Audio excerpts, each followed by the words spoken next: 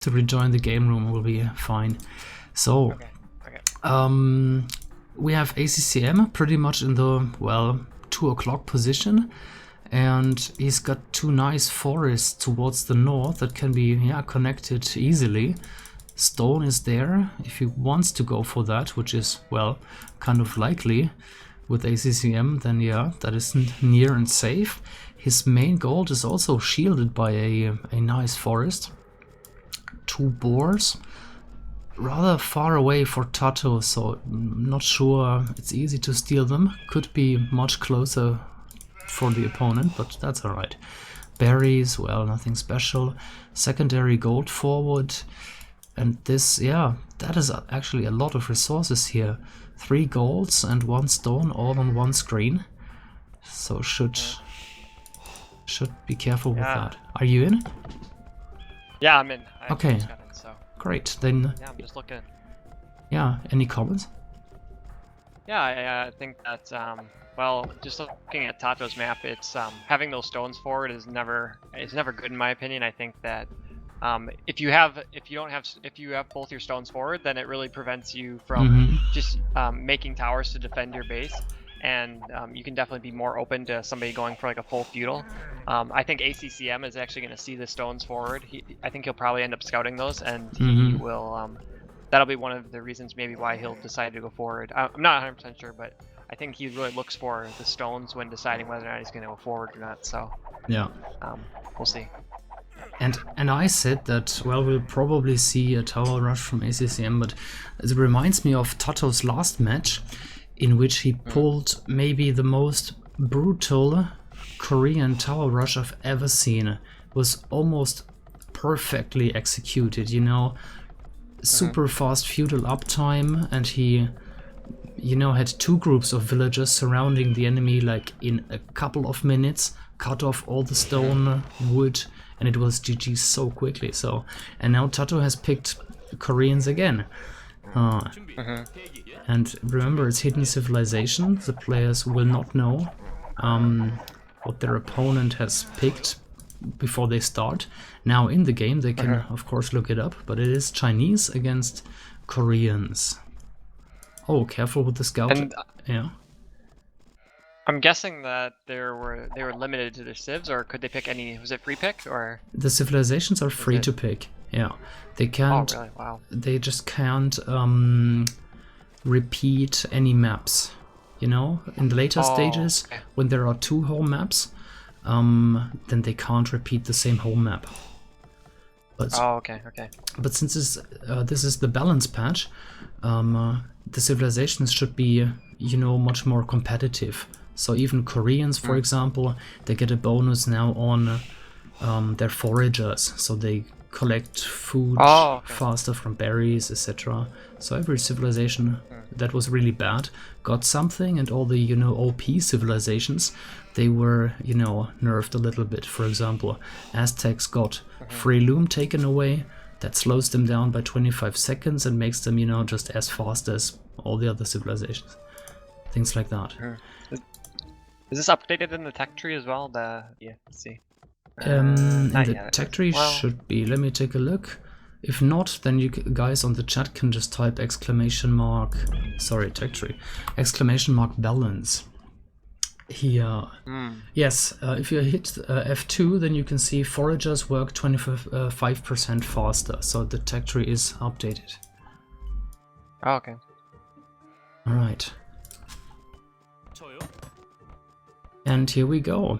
TaToH has clicked up. He will reach feudal by minute 9, 28 seconds, and he's going on stone. I think didn't ACCM already scout that? Yeah, Heat Palisade scouted the stone, so ACCM will probably see this coming. And I'm guessing, is he going for a man-at-arms? Yeah, he is going for man-at-arms, I think. Looks so like this is actually one of the counters. Counters for Tower Rush is going to be man-at-arms. The problem will be TaToH's coming in pretty quick here. They were kind of close to each other to start the game, and taking control of that center area is going to be huge for TaToH. It's just going to be a question of whether or not he's going to be able to get the value by sending all those villagers forward, because obviously they're going to be idle for a long period of time. Yes, so I agree. Okay. While we have 1 second, I'll quickly try to show this on the stream. How did the bets go? 80 to 82. All right. So the chat is not decided here about a favorite. Wow, I can't believe he didn't scout. I can't believe ACCM didn't see Let's take a TaToH look come in. at his exploration. Well, I think he saw the villager, but Okay, it's too now. late now. Now he saw the tower. Too late because he didn't. He's better go back now. He can't fight this. I mean, he can try, but eventually it's gonna go up. Yeah. So he's got a GB. I think it was good that maybe he fought there just to delay him from putting the tower up. I just don't know if he's going to be able to get a tower up in a defensive tower here. I think he's probably going to put one up right away. Let's see. Maybe not. TaToH got the first tower down, and when you're doing a tower rush, that's the most important thing, is getting that first tower down so you can start chaining them. It's really important. So getting the first tower down was huge for him. I think ACCM was just a little bit too concerned about pushing the deer in, and not getting on those towers right away was not good for him. So let's see. So far it's just been militia, right? As unit kills. Yeah. Yes. Okay. I was wondering why the game was a bit stuttering, but there was a pause, so that explains it. Now all running smooth again. If the game sounds are too loud for you guys, then let me know. I can turn them down a little. So right now I just can see the game basically developing into, well, I don't know how many more towers are actually going to go down here, because you have ACCM on stone pretty heavily in the back. You don't just, he's got about as many on stone as TaToH does. And so I'm guessing right now that they're just going to keep counter towering each other until TaToH's going to realize that he can no longer make any more effective towers in ACCM's base, and he'll probably just go back. So. Right.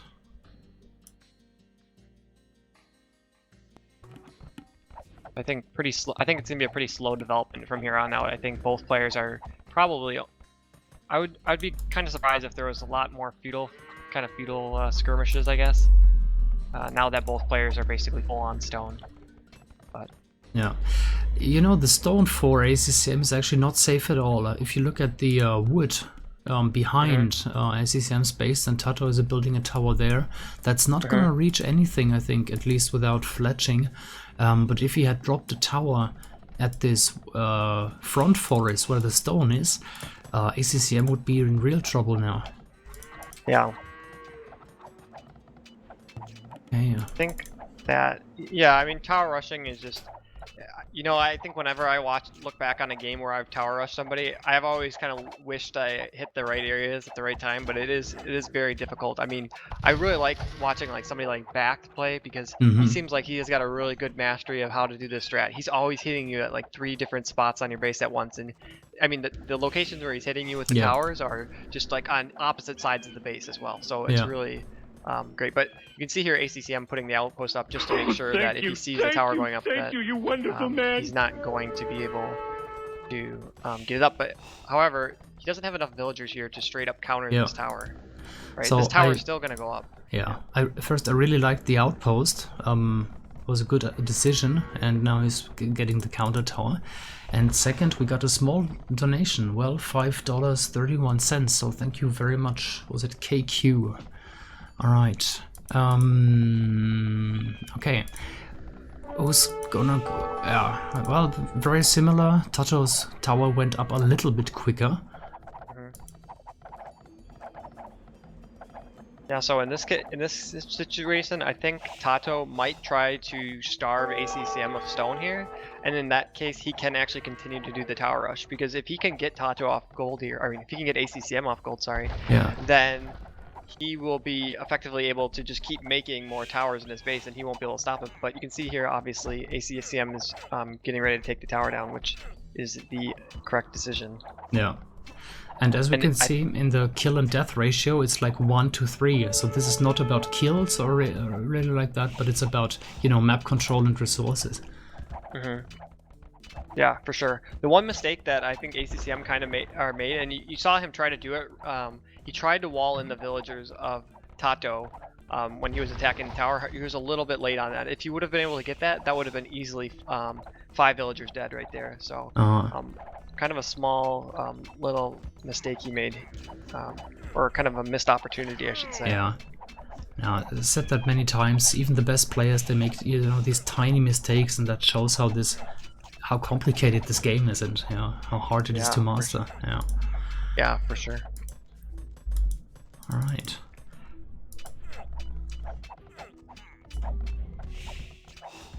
Well, ACCM is doing a good job defending his woodline there. And I think he has to, because there's... Oh, TaToH actually got in the back, through this palisade, and now the tower's going up. Well, he's worming in his way into ACCM's base, covering the main gold soon, I think. This tower could actually reach it already. Yeah, TaToH, he did do a good job here of doing like what we just talked about, split towering, and ACCM still hasn't realized, I don't think, that he broke in there, which is kind of amazing that he hasn't realized it. But... Yeah, let's take a look at the exploration. Did ACCM get a town watch? He probably did, I think so. Yeah, this is unfortunate for ACCM now. But then again, it's one villager. If ACCM goes for... but now TaToH's warning. He might just try to counter tower it, to be honest. He might just try to build a tower in range of it and then just take it down like that, but we will see. Because that is his only other... I mean, the other golds are all forward for him. So that's the only access he has to gold, so... Oh my. There was a Castle Age click just the moment when TaToH, covered ACCM's gold there. And in the meantime, fletching has been researched. We've seen that in the, spectator overlay. And what to do now? Any other gold? I said it in the beginning, there's 3 golds in the front for ACCM, so I don't think he has anywhere to go right now. Yeah, he's definitely going to be in a little bit of a tricky situation here with the golds all being forward like that. I think he'll find a way to get on to that other gold. Yeah, he's going to rush this tower, or I don't know, hopefully I'm... What time are you in game? Are you 21, 25? Yes, okay, yes. Okay, so we should be in sync, yeah. Yeah. Alright, he'll stop this tower. This is good. I mean, anytime basically where he stops the tower, he counters it, it's really bad for TaToH, especially when he's almost finished building a tower. I mean, TaToH's really losing out when he does that. So. Just had a comment on the chat. You should employ a ban system, perhaps. Maybe each player ban 2 civs or something. Well, I think the maps will take care of that, because the maps are very, diverse. We have open land maps, we have arena even, it's a very special map. We have a map that's very easy to wall off. It's actually called Black Forest, but, EGC version. And then water maps, mixed maps. So I think the maps will kind of guarantee that we will see very different civilizations here. And here it's Chinese, Koreans. I think in regular AOC you wouldn't get to see that too often. Yeah. Okay. And yeah, at the woodline, ACCM is, well, destroying another tower. But I'm worried, still worried about his gold. And actually, yeah. I actually don't mind ACCM's position here. I mean, he's taken down most of the towers that TaToH has put in his base, and if you think of it, like, ACCM is really well covered now. I mean, if he clears up just a couple more of those towers, like, there's basically nothing that TaToH can do as far as army goes to like, do damage to ACCM. And, yeah, and in terms of villagers, they're pretty much neck and neck. Like a minute ago it was 40 to 41, now it's 39. A villager must have died somewhere. So yeah, they're actually pretty far behind in terms of the villager counts. I'm pretty sure they had quite a bit of idle time in feudal age, which makes sense because both of them didn't really have the strongest food eco. But just to kind of give you give people an idea of maybe how many villagers they should have right now, I think ACCM should have probably around 46, 47 villagers right around this point in the game. So he is about 7 villagers behind in idle time, so not the best, but obviously there's a lot going on, so it's tough. Yeah, and now that we've seen the Castle Age for TaToH, there's actually the auto upgrade for the Korean towers. They're guard Yeah. towers now and have 1,500 HP. Yeah, and they're reaching those vills that are on that tower, and they're just picking them off. Oh, that's He's- true. Yeah. Gonna go back. He's gonna lose this villager either way. I think the tower's gonna kill it. Yeah. Yeah. So that's been good for TaToH here. Man, I'm really surprised that that ACCM even let these towers go up in the first place. Because again, he made the right play. He palisaded the stone, and he was in the position to counter this. And I think just not scouting those villagers, man, that hurt him here.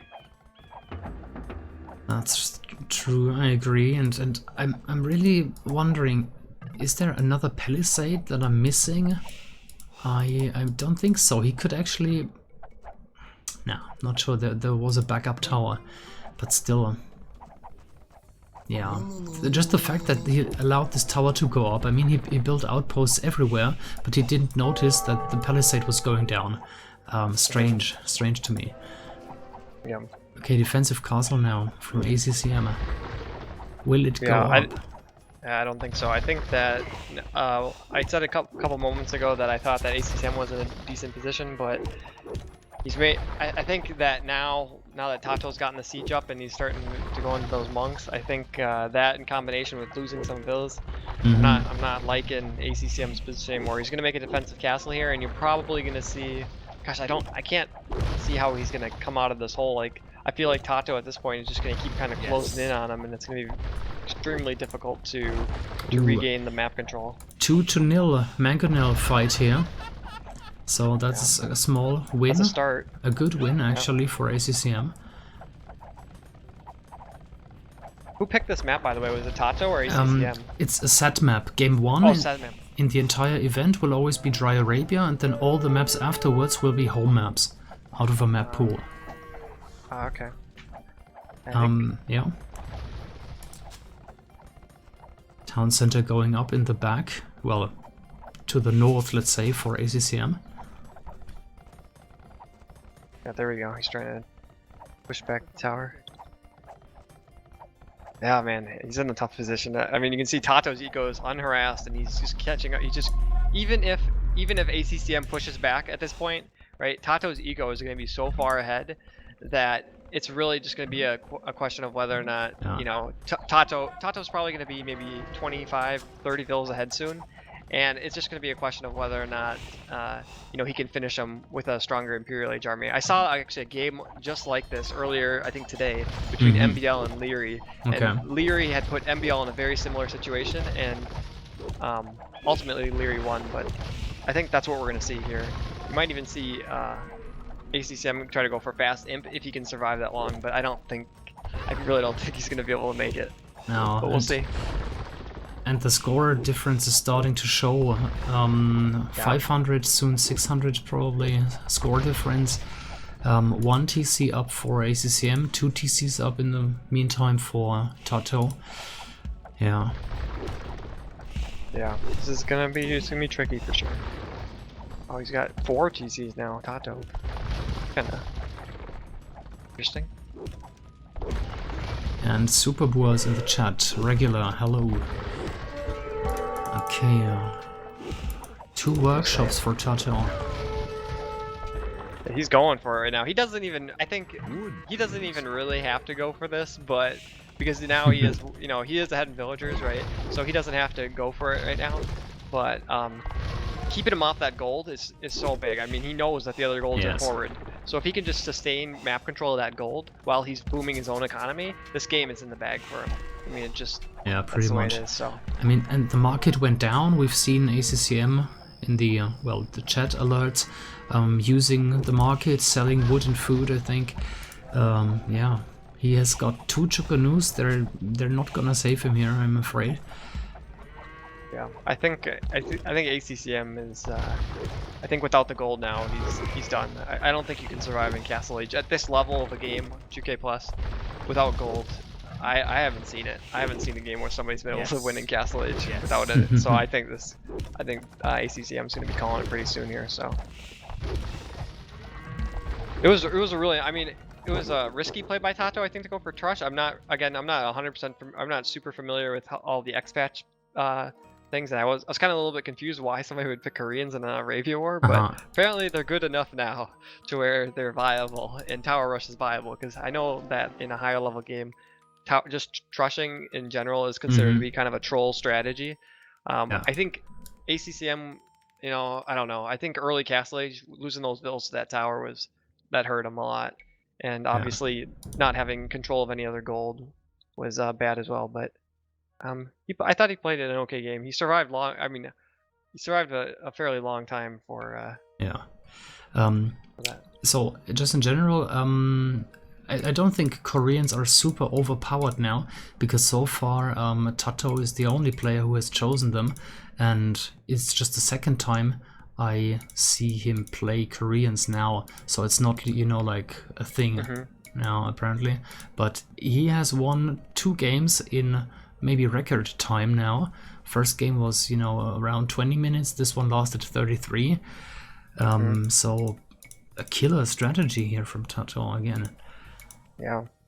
I wouldn't expect it from TaToH. To me, I mean, I haven't watched a whole lot of TaToH's games because he plays more, in my Yeah. opinion, he plays more on HD now than he does on Boobly. But I haven't seen a lot of. To me, for some reason, he just comes off as somebody that plays more of a standard game. So hearing him or seeing him trush, it does really kind of, for me, it just seems a little bit weird. But maybe that's. I mean, I don't know. I mean, Well, what have you he seen from can TaToH in the past? Does he he can just he do whatever? can he can do both, in super high level tournament games.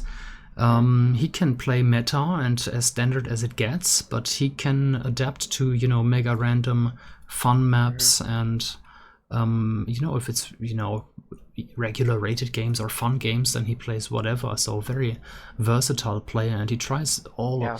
sorts of new stuff.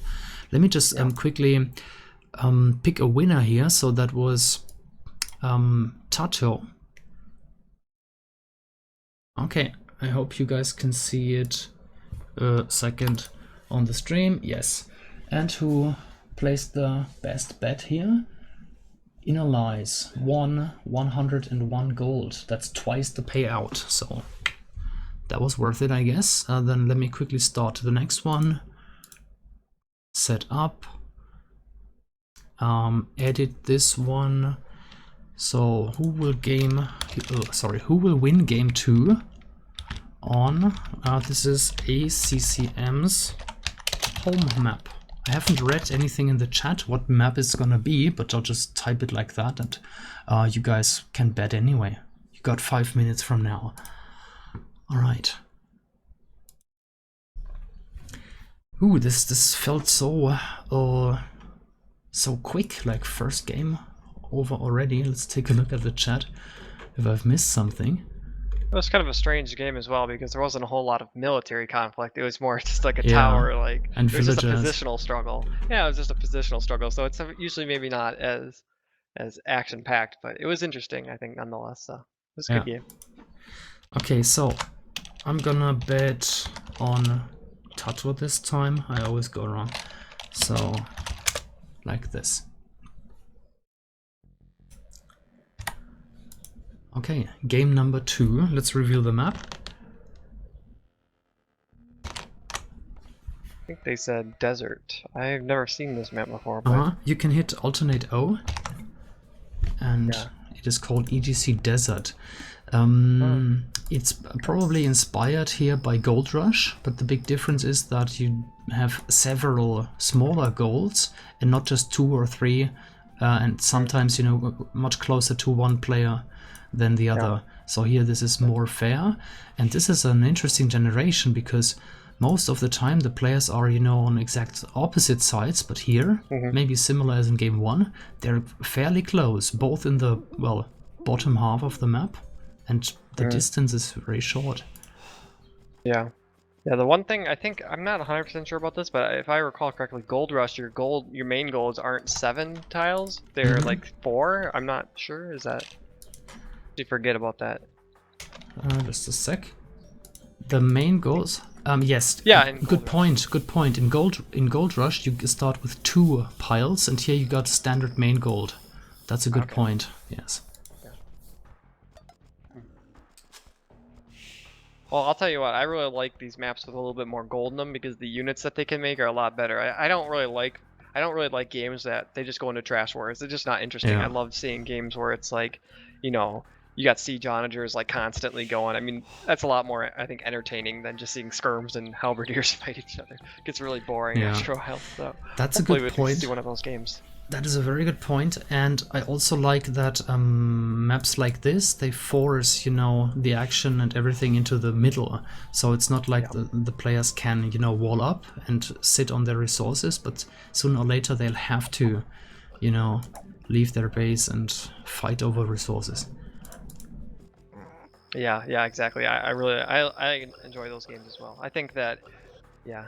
I think especially like having them in the middle is great because like players can't just play defensively forever, which is something you can do with even maps like Arabia. If you have back resources, you can just play defensive and wall up and stuff. In this game, you can wall, but that doesn't really do you much long term, right? You have to come out and fight at one point. So I really do like these maps. So they're great. And let's maybe take a closer look at TaToH's base.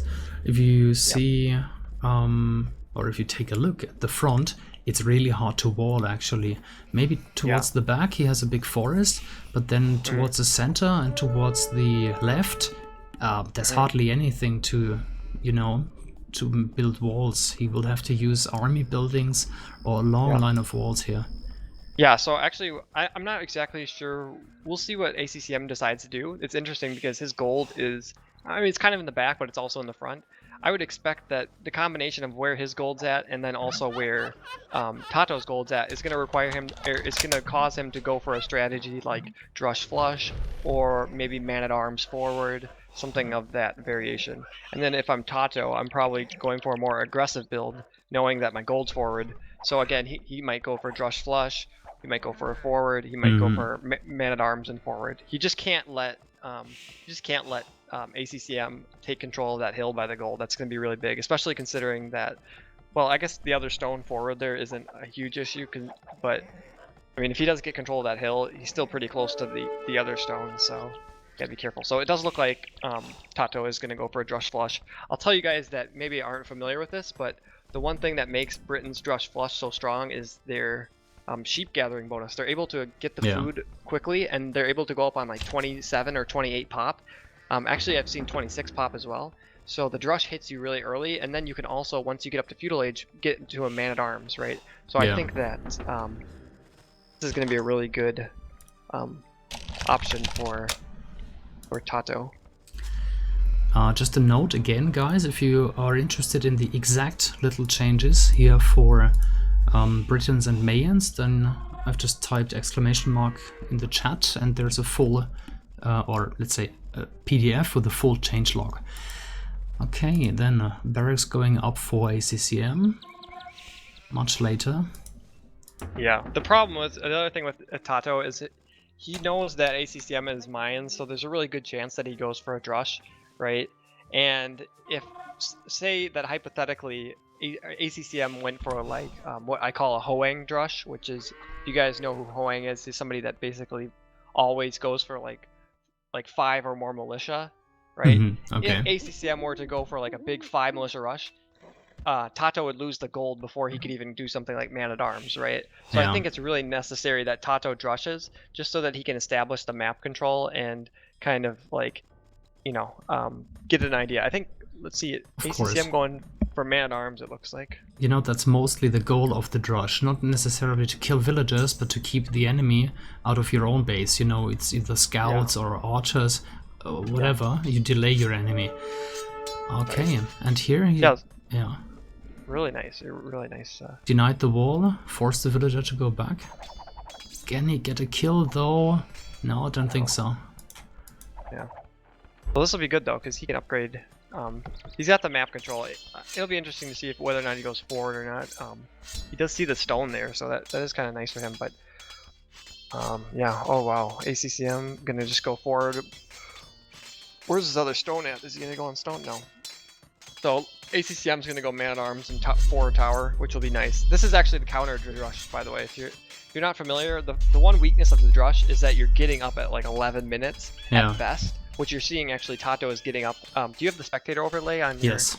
I do. Okay, so you will see that TaToH's getting up at 11 minutes. This is the weakness, because if somebody comes with man-at-arms and forwards a tower on you, you can't get that tower up fast enough. And look, TaToH's giving up the gold. Well, he's actually on a different gold, so that's actually kind of a nice play by him. He kind of juked out ACCM a little bit here by not going on the actual main gold. Let's take a look at TaToH's base. Take a look at TaToH's base. Wow, this is really aggressive here. What does TaToH see? The problem is well, let's see. Can ACCM really follow this up with anything? I guess he's gonna follow up with skirms at. He's not mining. He's not mining stone, at least. Yeah. Idle villager somewhere. Oh. I feel like ACCM is a little bit off balance here. I think. Not sure he knows exactly what he wants to do here. Let's see. Let's reveal the map again. He could just sneak in, you know, it's not... but TaToH sees it coming. Yeah, TaToH's well prepared here, and he can just tower that gold if it's in any trouble, but...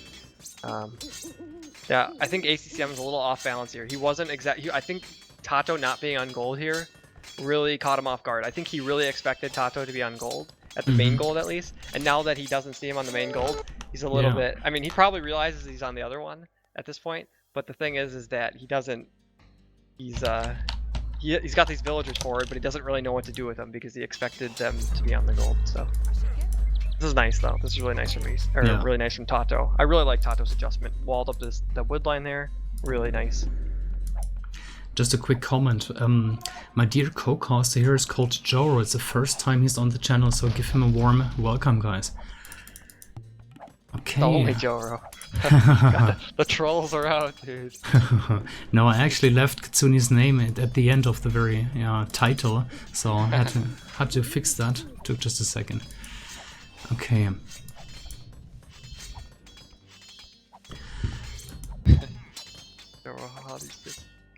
Yeah, if you guys already don't know who I am, I'm basically like, I don't know what the best way to describe me is, but I'm basically, I give out a lot of tips, like a lot of, like, you play a lot, you make videos, yeah, I make videos on like how to improve and stuff like that. I'm trying to become like a top player myself, so yeah, so I'm always looking for tips from other people, and then I'm always trying to find, you know, tips to give to other people as well, because it's I don't know, I like helping players get better, so I don't know. And that sounds great to me, to be honest, because you're doing it a little bit for yourself and to have some fun, and B, you're doing it for everyone, for the community. Yeah, I definitely I mean, I just, when I started playing this game a year and a half ago competitively, there wasn't a whole lot of players that really helped me out, and I really wish that there was somebody that was like, you know, when I started out as a 1700 on HD, I wish somebody was like 2K and was just basically, you know, could spend just a little bit of time with me, because, you know, there were times where people spent just a little, you know, like 5 minutes with me, and that really helped. But if I had somebody that was, you know, spending like 30, you know, hours, I would have been really get good fast. I'll tell you that much. By the way, sorry to interrupt, but there's a counter push coming now from TaToH. Tower went up, cutting off a stone in the front. Okay, there was a kill, and we've also seen a kill there on a farm in TaToH's base. So things are getting heated here in the game. Yeah, for sure. They got the upgrades. No, not yet. It'll be interesting. I'm not really sure. See what ACCM can do with the. He's on stone, but I don't really know what he's gonna be able to do with the stone at this point. I guess he's mines, so he can always stash the stone for at home. Yeah. Oh, he does need stone for at home, I guess. I don't know. Let's take a look at the economy, maybe. So ACCM is on 100 something food. TaToH, yeah, even less, just 26 right now. And well, that's quite a big feudal age army here. Lots of ranged units, and the men-at-arms are still alive. If he gets through the palisade there, I mean, he can even take down houses with the men-at-arms and the eagle. Yeah. The one thing you gotta notice though is ACCM doesn't have fletching still, so this isn't a good fight for him. I think there's too many skirms there. And the hill. And he has the hill, yeah. I don't think he realized. Oh, now he does. Now he realizes he doesn't have fletching. So this amount of skirms will easily clean up the archers there. Skirms are basically they do twice as much damage against archers as archers do against them. So kind of just a little nice tip for you guys. Skirms are really good, especially once they get the armor upgrade. Once they get the armor upgrade, archers only do 1 damage to skirms. So they're just monsters against archers. Okay, more and more houses coming up. So TaToH is spending quite some wood right now. That is, I mean, 90 wood right there. Sorry, 90, yeah. One problem for TaToH here is his food eco is just not where it needs to be, and he can't make, well, he's making archers. I think he might try to sneak around to, let's see, no, he's just going to keep defending. It's tough. That's the one thing that ACCM definitely has going for him, is that he has better space in his own base than TaToH has in his. So yeah, that is true. Meanwhile, TaToH, well, doing a similar thing, dropped the tower, mining stone, and there's the scout punching a hole in the palisade there. Not sure what's that gonna help really, because the scout is almost dead. Won't be able to do much there. ACCM tried to enter TaToH's base, but no, TaToH was there with ranged units. Yeah, I'm not really sure why TaToH didn't come in behind with the skirms. He could have taken a good fight, even though the tower is there shooting. He could still take a good fight against ACCM with upgraded skirms. The towers, when the towers are garrisoned like this with the villagers inside, they're basically like around the same attack strength as like crossbows, right? So like a fully upgraded tower is basically like give or take like 4 crossbows, right? And you can see that he almost has twice the army, so it would have been a good fight for TaToH, but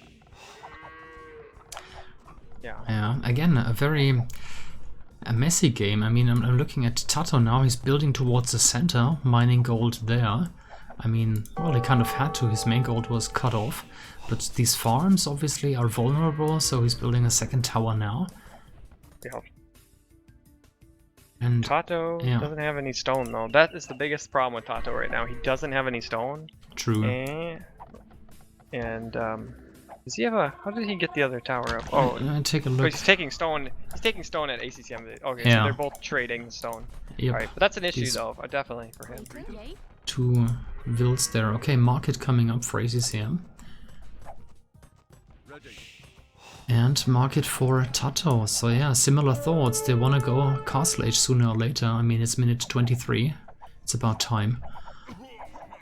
Wheelbarrow now for TaToH. Again, much later than usual, right? In a regular 1v1 flush, you would go even 14, 15 minutes. Yeah, it's let's see, let me see. Usually, yeah, maybe it's a little bit late, but it's actually not that bad considering he didn't really have many farms to begin with, so... no, I think, mean, yeah. With the tower rush and skirms in play, you cannot afford it that quickly, of course. Yeah, exactly.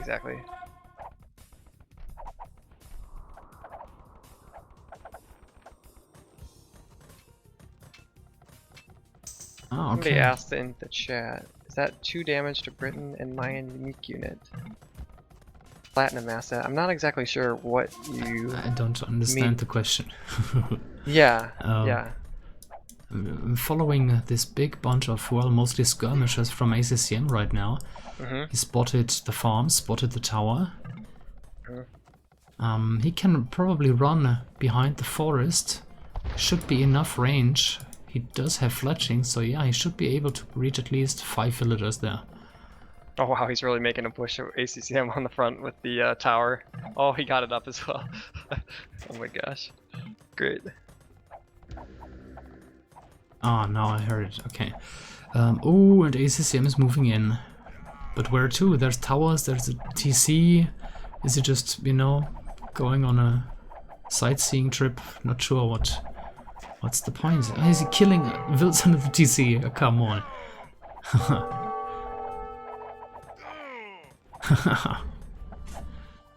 Oh my.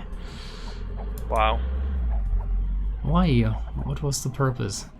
Anyway, this is crazy. I'm kind of surprised that the feudal age went as long as it did. And the players have clicked up to Castle Age at the exact same moment in time. They will both reach Castle at 28:35. Yeah, that's pretty crazy.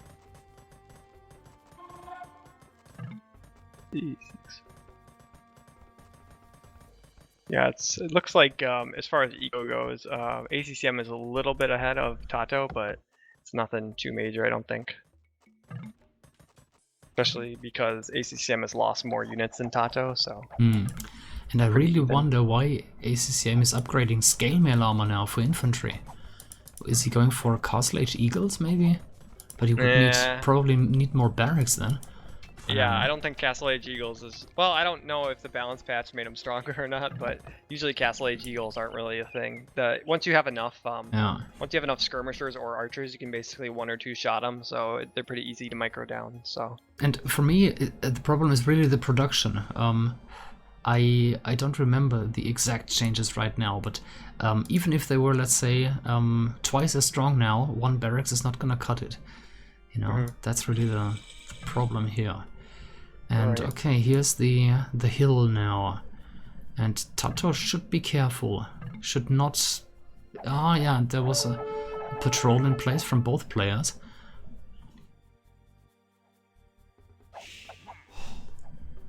Yeah, let's see. TaToH's getting elite skirm. ACCM isn't though, as far as I see.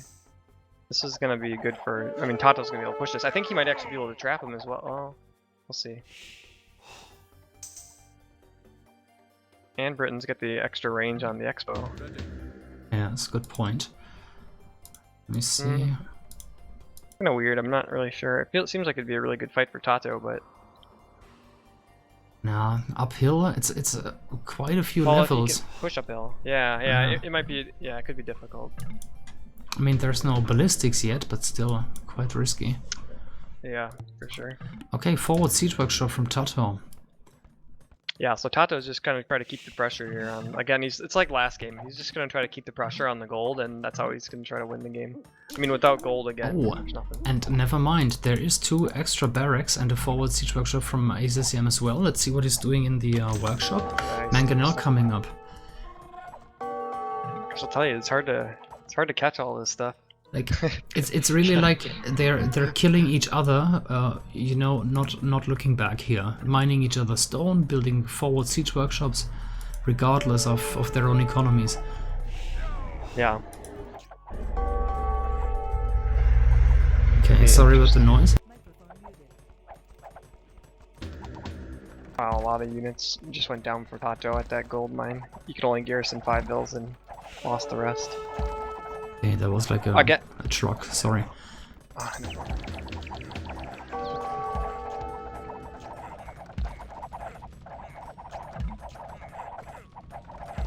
Alright, so a much needed TC going down for TaToH in the back. That'll be really nice for him. Yeah, to secure his gold mine, basically. Here come the Eagles! The Eagles are coming! Ooh, fast wall. The Eagles! And too late. Too late, oh, they're in. Yes, they're in. That's gonna hurt. 4+3 attack, +2 defense, so they don't have to worry about towers, really.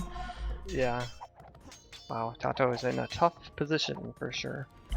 We'll see if. At the same time, it's a lot of siege from TaToH in the front. Yeah, this will be interesting. These are really tough games. I mean, like whenever you're trying to, you know, push them at the same time they're pushing you. Ooh, that's a tricky one. We'll see though. Can ACCM get out of Mangonel here? Let's see. Can he get a Mangonel at home? Oh yeah, he'll be able to get it out. I think he can stop this. Yeah, he'll be able to stop that. I don't know. It's not. Yeah, not looking good for TaToH. A lot of idle eco. He's got 33 idle villagers right now. Oh that's boy. 31 not doing right it now. Yes. Yeah, it's not cutting it. He's falling behind a lot in score here as well.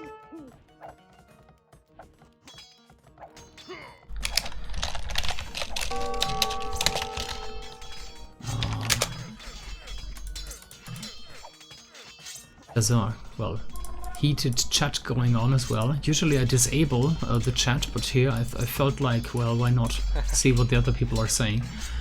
Yeah. Okay.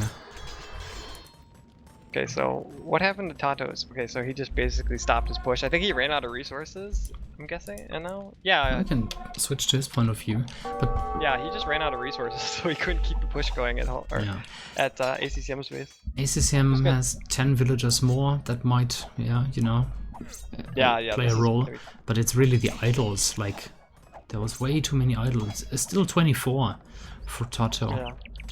Yeah, I don't know if this should really be happening. I feel like Britons are really supposed to be the stronger civ in Castle Age, and so I don't know, man. I feel like, yeah, I don't know.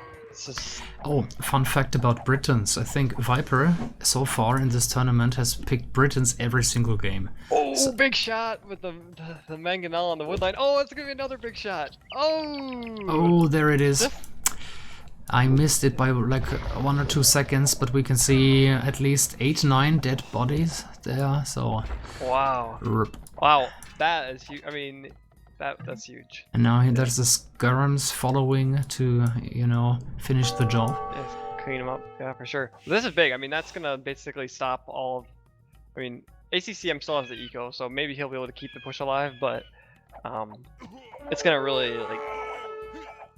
It's gonna really hinder this push now, and I think if TaToH can just get the units up, the military count up again, he'll be able to deal with the Eagles pretty easily. But it'll be tough. It'll be tricky because the thing is that ACCM's eco is obviously better, and if ACCM goes Imperial Age, then it's gonna be very tough for TaToH to hold on from that point on. Yeah. So. Okay, so TaToH is building a town center at the front gold.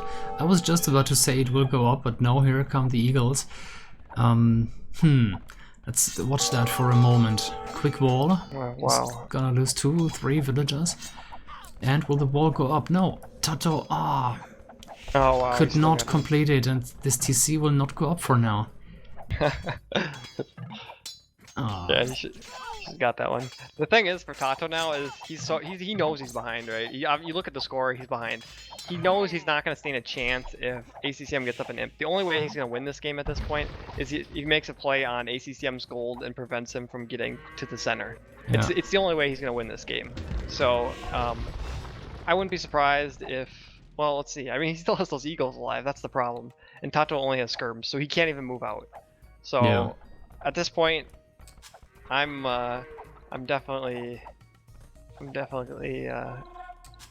skeptical in saying that like TaToH's gonna win. I think that the game is it's pretty much almost out of reach at this point. Yeah, at least a 600 score lead there. Is it 700 now for ACCM? He managed to complete a town center at the gold in the north. So yes, it's looking better for ACCM at the moment. Much better, really. For sure.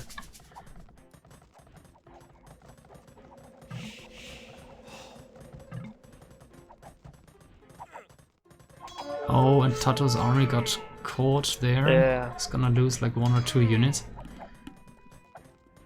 Yeah, I don't think, well, we'll see. I would see if ACCM goes for this.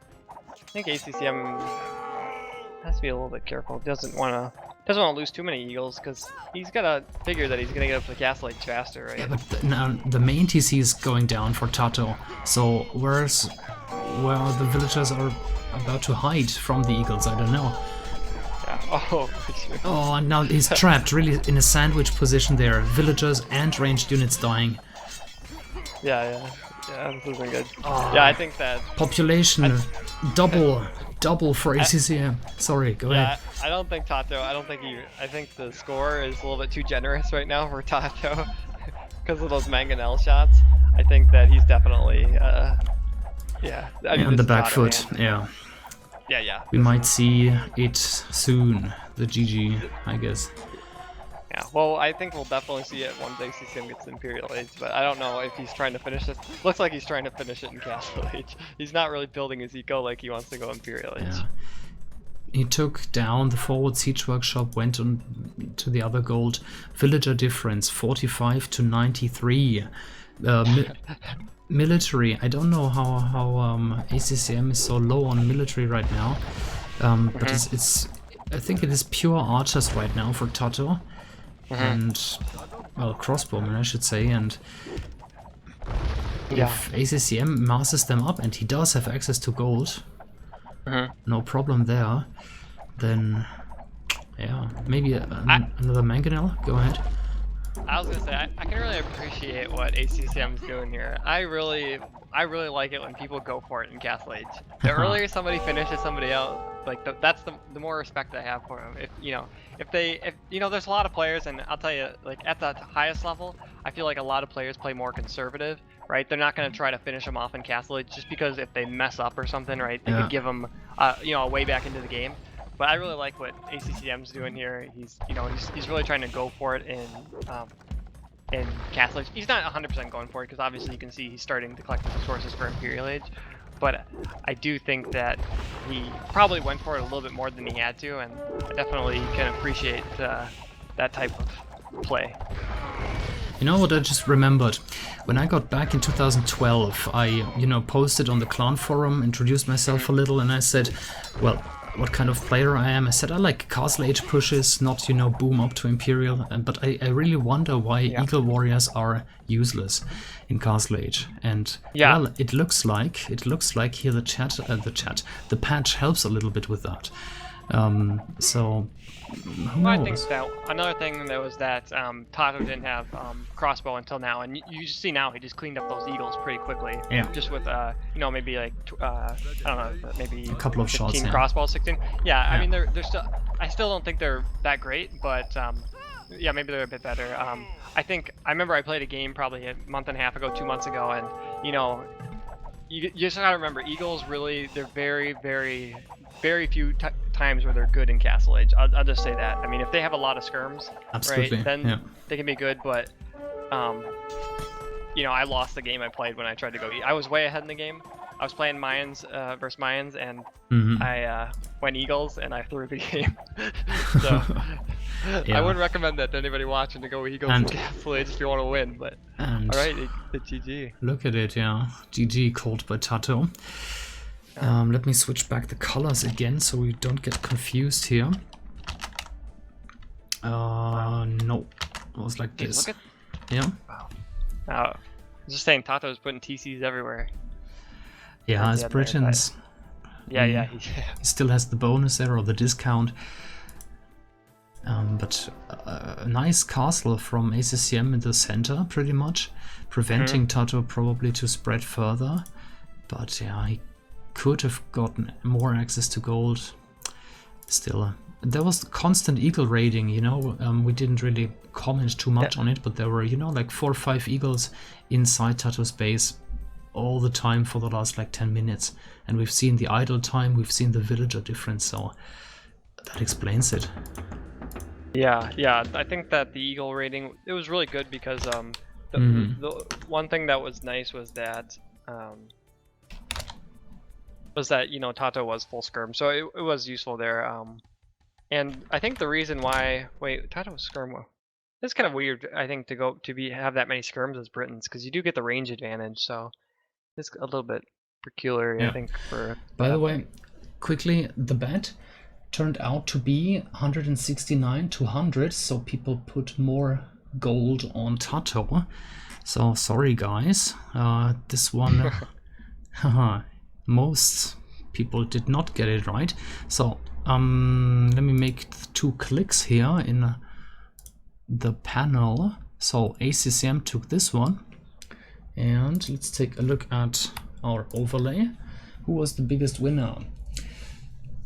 Tokugawa, together with Superboa, they increased their gold bet by 2.68, so almost tripled their gold.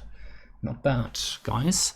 And we're gonna go for the next one straight away, because the players have launched. Why would you guys bet against the person that picks the home map? Come on, if they pick the home map, they're probably good in it. And it is a rather close match. I think both players were seated pretty much in the middle of the bracket. So yeah, this is not an easy call here.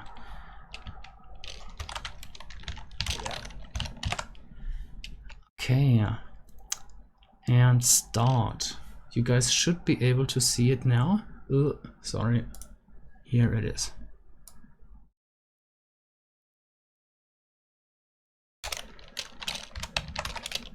Well, they're playing, and migration, I think, is next. Yeah, next map is migration. Yeah, I actually watched Fire play migration a couple. I think it was maybe 1 or 2 weeks ago. I think that the migration is developed, or I think the meta now is like you go for like a pretty big boom and then go fast castle and then what? And then you just basically try to keep control of water and then maintain like a small like land push towards the center. It's actually a lot different, I guess, than what most lower level players play it like, which is basically Yeah. go to the island as soon as possible and take control. Um, we'll see what they do. Yeah. But so much to do all the time. There's a bet running, a chat to read, and then people are messaging me in Woobly, hello, can you help?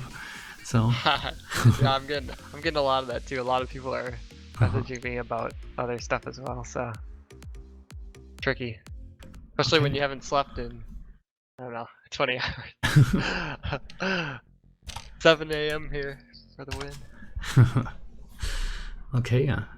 Game number 3 between TaToH and ACCM here in round 4. EGC strike the balance, and I'm gonna reveal the map. Oh, that's an interesting one.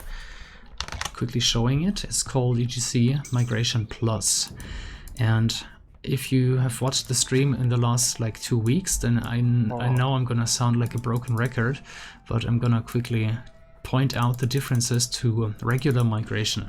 So first, you start with standard resources. So you get 2 boars, 8 sheep, berries, and yeah, so that's a big difference already from migration. The fish is evenly distributed, no really unfair fish anymore for either player or the other. And maybe biggest difference, the 2 shallows. So you don't really rely on a transport ship anymore. You can sneak if you're lucky. You can walk onto the main island. So these are the biggest differences, I think. Yeah, it actually looks like the balance patch looks like it's looks good right now. I mean, everything looks pretty darn balanced, yeah, to say the least. A lot of people think that it's just about units, you know, nerfing or buffing army units, but it's also about maps. You know, a map should not really decide the outcome of the game, really. Yeah, for sure. I think having map variation is good, but I could definitely, like, for some of these maps for sure, especially the water maps, when you don't have good deep sea deep fish, right, it can really cost you the game on like maps like islands. I mean, especially at the top level. Obviously lower levels it's not as big because they're making other mistakes. Yes. But when players are playing at the top level as good as they are, like not having a good map can just like totally throw the game for you in these situations. But I really do like this the little, what do you call it, the shallows or whatever that you can walk between. I'd say shallows. Yeah, I really like that. I also like the kind of the way well, let's see, you have 2 boars. Okay, so the 2 boar thing, so what I said earlier about migration, throw that out the window. There is no, I think this is more of like...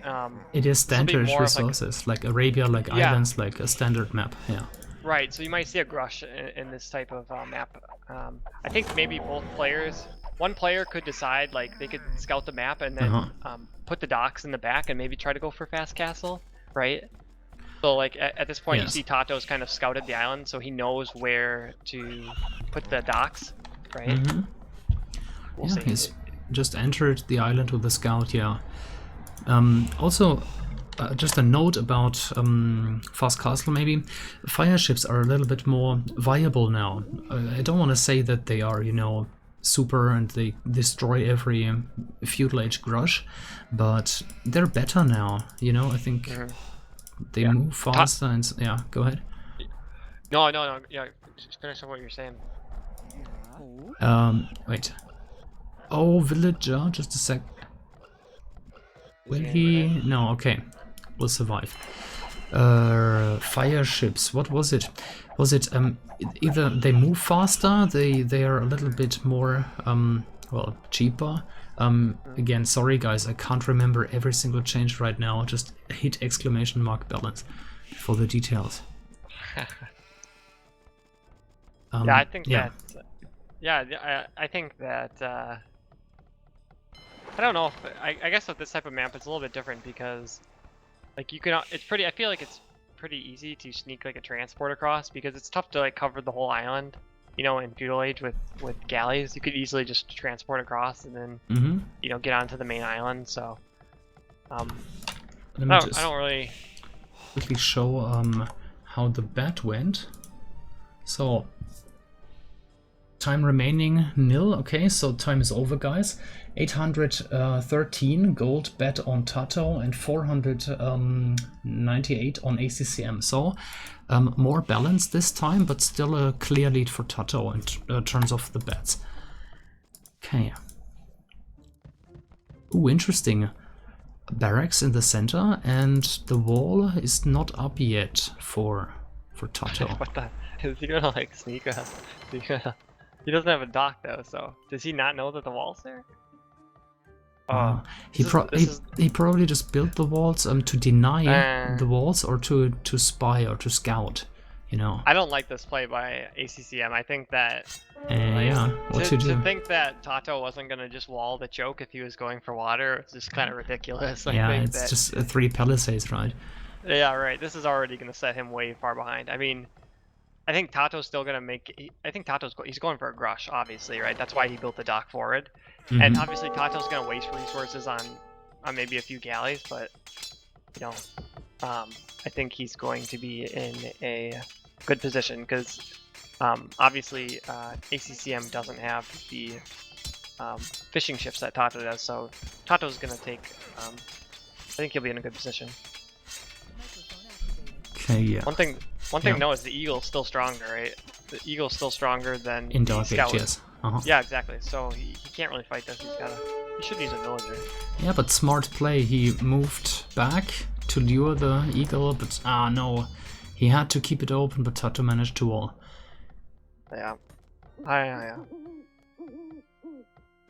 And, well, let's take a look at ACCM's economy. No, he's still... Well, the other thing is, look at his deep in berries. Dark Look Age. at Yeah. Look at ACCM's berries. Look at his deer. They're all on the water's edge. So TaToH gets up and builds a couple galleys, right? He's gonna easily be able to harass that if he gets over there in time. So that's gonna be bad. I mean, he's making ACCM's trying to make fishing ships as well. And let's see, is TaToH making a few galleys? Actually, for some reason, can't.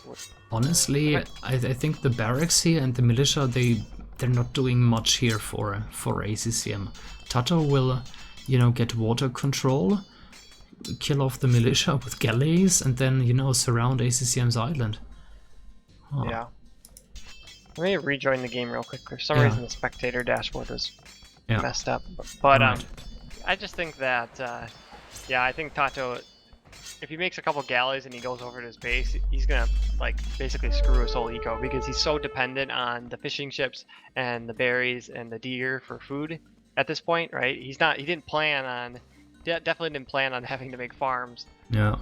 ACCM didn't at least, and I think if TaToH can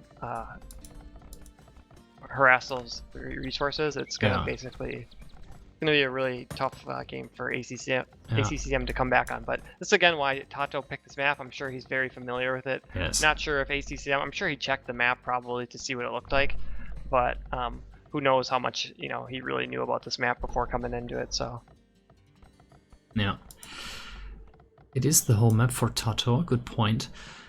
But still, ACCM is not a bad water player, and he, again, both players had standard resources. Right now, though, we can see ACCM on stone, so he might go for a tower defense. Or what is the plan, really? Blacksmith coming up straight away for TaToH. So that's gonna be for fletching, I assume.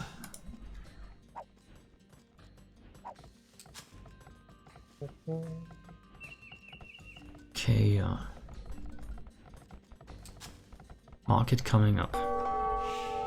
Let me see if the switching works. Yes, works. Nice. So. Ooh. Wonder why ACCM never milled those deer. The deer are actually really close to shorefish as well, so it would have been a good place to mill just to have the deer and the shorefish, but kind of interesting. I mean, he does have a mill kind of close, but I think it would have definitely been worth it.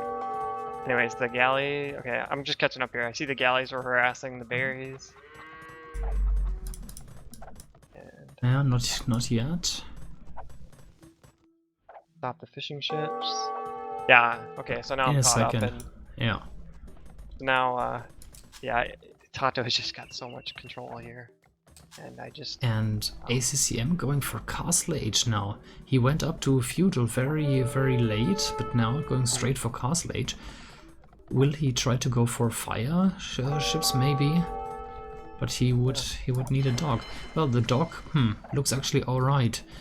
It won't go down to just one galley too soon. I was kind of wondering if the reason why ACCM was just going to go up, and maybe the reason why. What civ is he? Stone? Maybe he was, yeah, maybe going for like a castle on the center island, maybe, and trying to just hold the center island down. Yeah, we can see two ranges coming up for TaToH on the center island right now, and ACCM was patrolling there. Looks like the villager just sneaked through, while the militia turned their back on him. Lucky. Yeah, let's see. We'll see what he's ended up going for. It's so tough to tell. I mean, there's so many different things that they could be doing with what their ego is set up for, but it does look like ACCM's for sure going for a castle. Just I don't exactly know where he plans to put the castle at this point. And you can see TaToH doing the smart thing, you know, holding the island down with the archers, and that's gonna basically stop any castle drop on the main island, or at least it should probably do that. So yeah, maybe he'll. And now that TaToH controls the water, he can't really wall, and these archers will just walk onto ACCM's land. Yeah, I think ACCM actually is trying to take back water by his docks. Yeah. So you're gonna try to put a castle there. That's what I'm guessing. We can see two fire ships coming out, and they can actually deal with 3 galleys, no problem. Alright. Dock denied on the main island, close to ACCM's island. Ooh, transport ship even. Oh, he picked the archers up.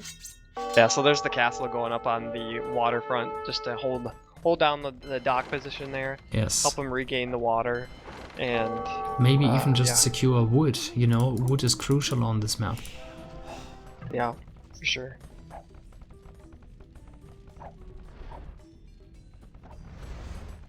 Okay, yeah. And there's 4 archers at the stone now, 2 villagers down. ACCM has not noticed yet, apparently. 3 villagers down. 4. Oh my god, I didn't know. Yeah, nice. Oh, he's still attacking the mining camp. Oh wow. And moving on now. Yeah, that castle's not even going to be in range of the gold, so I think this game's over now. He lost too many villagers here. He was behind in the fishing ship, and now he's 5. minus 5 bills. Ow, yeah. Might go 6 even. Oh, come on. Don't pass that bill. And last shot. Got her. Yeah, this ain't looking good, pretty sure. This is... I think, Hey. Not looking good. There's a chance for ACCM to complete the other dock, and then on the main island, well, these 2 militia, they're still doing something, harassing archers. Okay. Did he gain any more map control on the water? No, he doesn't have enough fire ships. He won't have enough.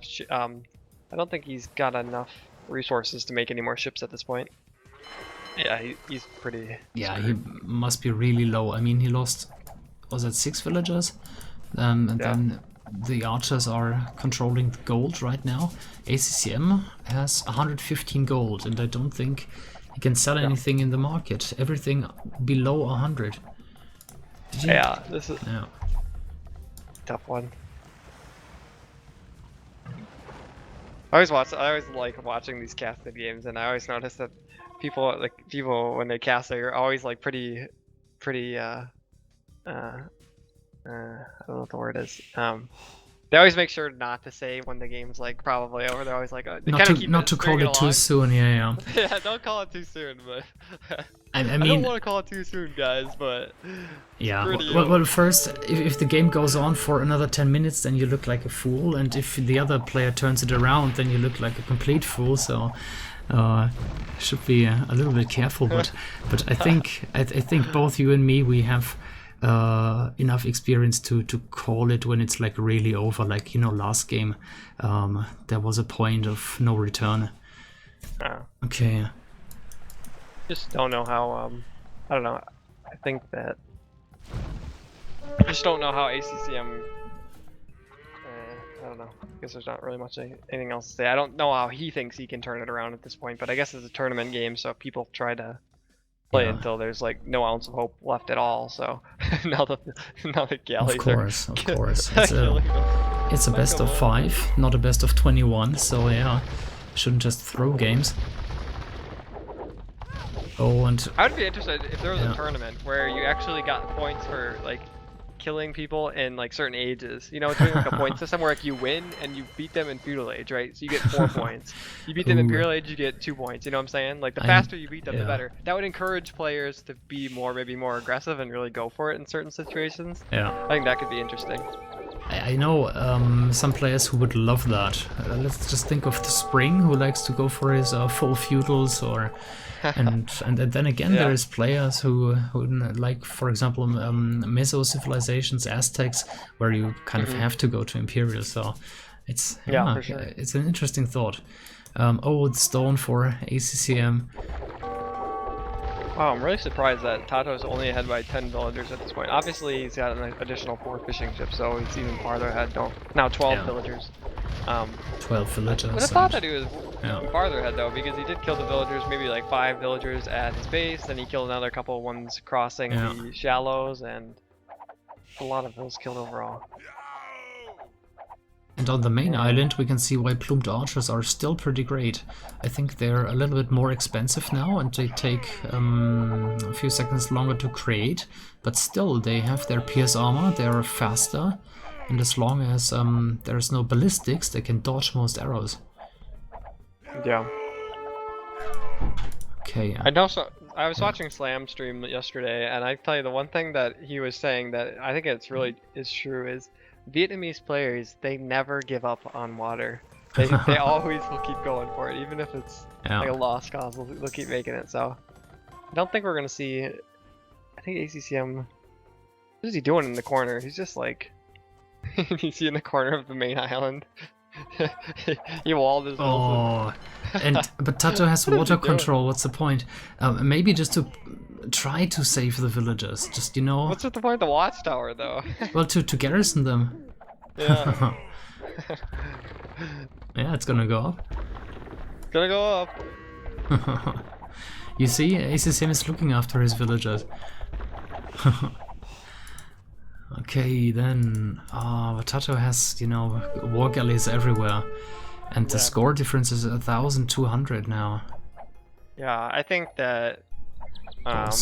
obviously the game wasn't lost when you went for the drush or whatever, but it never helps to start out a game where you make some units, and I don't know, like, if he just didn't think, like, why he didn't think he was gonna wall at the beginning, but that was a very risky decision in my opinion for ACCM to go for a drush, and I don't know, I just thought that the water, maybe he just didn't feel comfortable going against TaToH on water, right? But you said again the ACCM's a good water player, so I don't know why he wouldn't feel comfortable playing against TaToH on water. But maybe just as a surprise strategy, you know, and it just didn't work. The element of surprise was gone. Yeah. And it's basically 175 wood for the barracks, then 180 food, you know, for 3 militia, 60 gold, just gone for nothing really, not doing anything for him, plus the villager time. So that's a big commitment in a dark age, and it didn't help. Especially when you got such good fish. I mean, this isn't like, I mean, this is balance pad, so you pretty much are guaranteed good deep fish, right? And so to not go on the deep fish hurts your eco as well. So I mean, it was really just a double negative there. So I didn't. Yeah, and I mean, just the civilization choice kind of told me TaToH really wanted the water, you know, with Vikings, and ACCM wanted map control, and I think he could have achieved it if he really wanted to, you know. What about, for example, towering all the gold on the main island? Why not? Could have tried that. Yeah. Yeah, I think that, I don't know. It's looking bleak, to say the least. Yeah, no, it's soon it's 2000 score lead for TaToH. Villager difference is 39 to 60 in favor of TaToH. Kill death is actually not so bad, but still a 34 to 51. Ah. Oh my gosh, I don't even know. And we've seen the villagers, you know, hiding in the tower. TaToH really wants to see them dead. Got a mangonel there, sending the galley. Ah, no chance. Quite a few plumed archers in the castle now. Is that 8? Even 9. 9, yeah. Okay, I think this is the point where if I'm TaToH, I get a little bit of salt. I get a little salty. You know, you're almost twice the score and still hasn't resigned. I would be like, come on, man, let's move it along. Move it along here. I think both players are kind of respect each other. They're on a similar level, so if ACCM has a plan and he doesn't want to call it yet, then just let him. So far, he's not completely dead and hiding with villagers, you know. We're not at that point yet. I haven't ever seen that. You know, when I started playing the game, I thought that was kind of funny, but then I played some people that did that to me, and I was like, all right, that's not it's not as good being on the recipient. But the next map is going to be ACCM's another home map of his, or right, correct. Okay. And we just got a host from Slam and his channel. There was 158 viewers, so quite a few. Wow. Welcome everyone. Hope you enjoyed Slam's stream. Actually, we talked in Skype a little earlier. Hope you liked his new quality, and hello here on Voodoo Official, and I hope you like ours. This is TaToH against ACCM, as you can see, in a best of 5. Let me update the score. It is the 2-1 for TaToH now. Just quickly showing the achievements. Here they are. Yeah, basically what happened for everyone who just joins us, ACCM, you know, on this new migration map with shallows, walked onto the main island, dropped a barracks, sent 3 militia, you know, like in a regular rush, and just ran into a palisade and couldn't really do anything to hurt TaToH. So, and then TaToH took map control, and the rest was just a long struggle for ACCM. To say the least.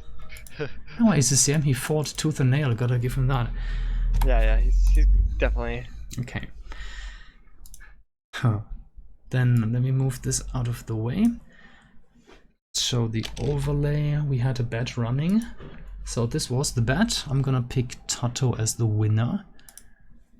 And biggest winner was... Oh god, you guys and your names. She Fixing Her Hair. That's actually a funny name.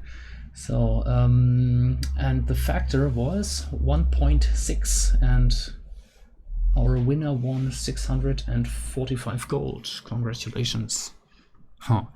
Right, next one will be the home map for ACCM again, right? Good. Previous contests. Alright people, if you're betting on this one, I'm telling you, bet with the person that gets to pick the map, okay? I'm telling you, word of advice, come on. So far, that's been good advice, yeah. Good, so, new contests, let me see. Contests set up.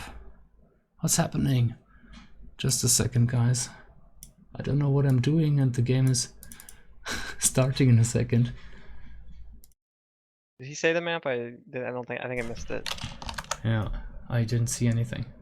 I didn't see anything either. Maybe they talked in game or something. Okay. Contest set up. I don't know what's happening. Like it worked really well. It worked really well all the time, and now maybe I gotta go back. Contests. Now it's working. Good. So ACCM's home map again. CCM. You guys get 5 minutes again. I'll try to show it on the overlay. Yes, here we are. So you guys know the drill. A for TaToH, B for ACCM, and yeah, you got the chance to bet some gold. Just positioning the game room. See if this works. Yeah. Ooh. Is it just me that I'm, I don't know, like a bit slow today, or are the games just really fast paced and you can't really catch a breath? Well, between? I don't know. I thought the first game, like, they were very. I don't know. The second game was actually pretty interesting. The first game was interesting as well, but they're just like they're very. I would definitely agree that they're a little bit slow paced, just because. Well, the third, yeah, they're just a little bit. It was just a little bit slow paced, I guess. Maybe the analysis that I do slows the game down a little bit. Maybe if I was. Maybe it's just the fact that we didn't have a lot of time between the games, you know, and yeah. I tried to do the bets, I tried to follow the chat, and then I get a million messages in Vubli like, can you kick this player? Not right now, you know. Okay. Rough. Good. Then whole map for ACCM. Revealing the map. Oh, that's an open land map called Duopoly, and well, it is not a super crazy map, you know, with very strange settings or, you know, rivers and cliffs, but the golds are spread out really nicely, and I think the civilizations here will play a big role. So Mayans for ACCM, and interestingly enough, Mongols for TaToH. Mongols are usually not considered this one of the strongest. Yeah, looks like they got a yeah. But yeah, even with a restart, they will have to stick with the same civilizations. Oh, okay. Yeah. The bad gold for TaToH there. I think that's why he probably called the re, but I should have maybe taken a look at it, because then it would be an, you know, a bugged map and an admin restart. But what's the rule on that? Is it? I'll ask. 1 sec. Was it bugged? There was like 2 golds that you couldn't mine. I think the rest were fine. I mean, I can look it up on the stream. It's no problem. Yeah, you can check it. I think. I don't know if it's. I don't know if it was bugged enough. Okay, now both players are saying it was fine and just TaToH called a restart. Okay, yeah. Just wanted to clarify. I think there was a tournament I was in earlier, and I think that there was something like they had to have like 4 like tiles or something had to be bugged in order for it to be. Yeah, in that one I think there was like only 2 gold tiles that were kind of bugged. Yeah. Yeah. The way we always used to do it was like, you know, you know, if you think of a gold pile, you have like edges the villagers can, you know, go to and mine the gold. And if like more than 50% of the edges were covered, you know, with stone or with forest or a cliff or whatever, then it would be considered bugged. Like, oh, okay. Yeah. Right, so this is game number 4, right? Yes, correct. Are there any games after this? Is there another series after this, or is this gonna be it for a little while, or what else we got going on today? Actually, right now as we speak, there is Bacti against Yannick going on. Like, you know, coincidences, the players have scheduled at the exact same time, Saturday 11 GMT. So we might squeeze that in. And then tonight we have the new thingy called Rumble into the Jungle. We had a nice little donation of $100. Nikov and Miguel agreed to play 5 games against anyone, and we've got some nice signups. I think there was MBL and Leary so far as top signups. I'm not sure. I actually have to check the ratings and do the maths. I've seen Winchester sign up, so quite a few players interested. Definitely going to be good, and starting 19 GMT. And most importantly, Katsuni will stream and cast it. Oh, really? Okay, cool. No, it's really cool, you know, to have Katsuni back, like on the channel after 1.5 Yeah. years. Yeah, he was actually streaming like right before I left, and then like, I mean, Yeah. I remember the first couple games I had watched on stream, like he was the caster, but then like he just, you know, he stopped streaming or stopped casting, and so the Yeah. last year and a half he's been missing. But it's nice to hear him back, especially because Yep. he's been such a long, you know, long time streamer for the game. So Yeah. it's good. No, to, he's basically made this channel what it is. Yeah. God, countdown is over already. Let me pause the music. Okay, yeah. And here we are in duopoly. Same civilizations for the players. That is good. Mongols versus Mayans. The one thing that I wish I knew more about was the straight up Civ matchups. So I guess Mongols. I don't really know how that matchup works. I mean, I guess Well, they haven't. in regular AOC, Mongols are not really considered a top 1v1 civ, while Mayans are always considered either number 1 or number 2 on land maps, you know? Yeah. So here, we should maybe take a look at the changes. Mayans were, you know, weakened a little bit. Their archers are a little bit, not more expensive, that's stupid to say, but less cheap, you know. They their discount is lower. And for Mongols, let me think for a second. I think there are no big changes to Mongols. Last time I even said their hunting bonus was changed a little. Well, stupid me, you know, there have been 27 updates to this I always say chat, to this patch, so lots of fine-tuning going on, and that is not the case anymore. So the Mongols have their regular hunting bonus. So yeah, it's gonna be interesting here. Yeah, I think the hunting bonus is really, I mean, obviously Mangadites are super strong, but if you're just a 1v1, you know, you might, especially if you're doing like team random, like Manganite isn't always the, you know, you might not always be able to get there. So like just, you know, nerfing the hunting bonus as well might be a little bit too much. On an open map like this, you cannot really expect, you know, to ward and boom up to Imperial. That should not be the plan here, and it's not here on this level.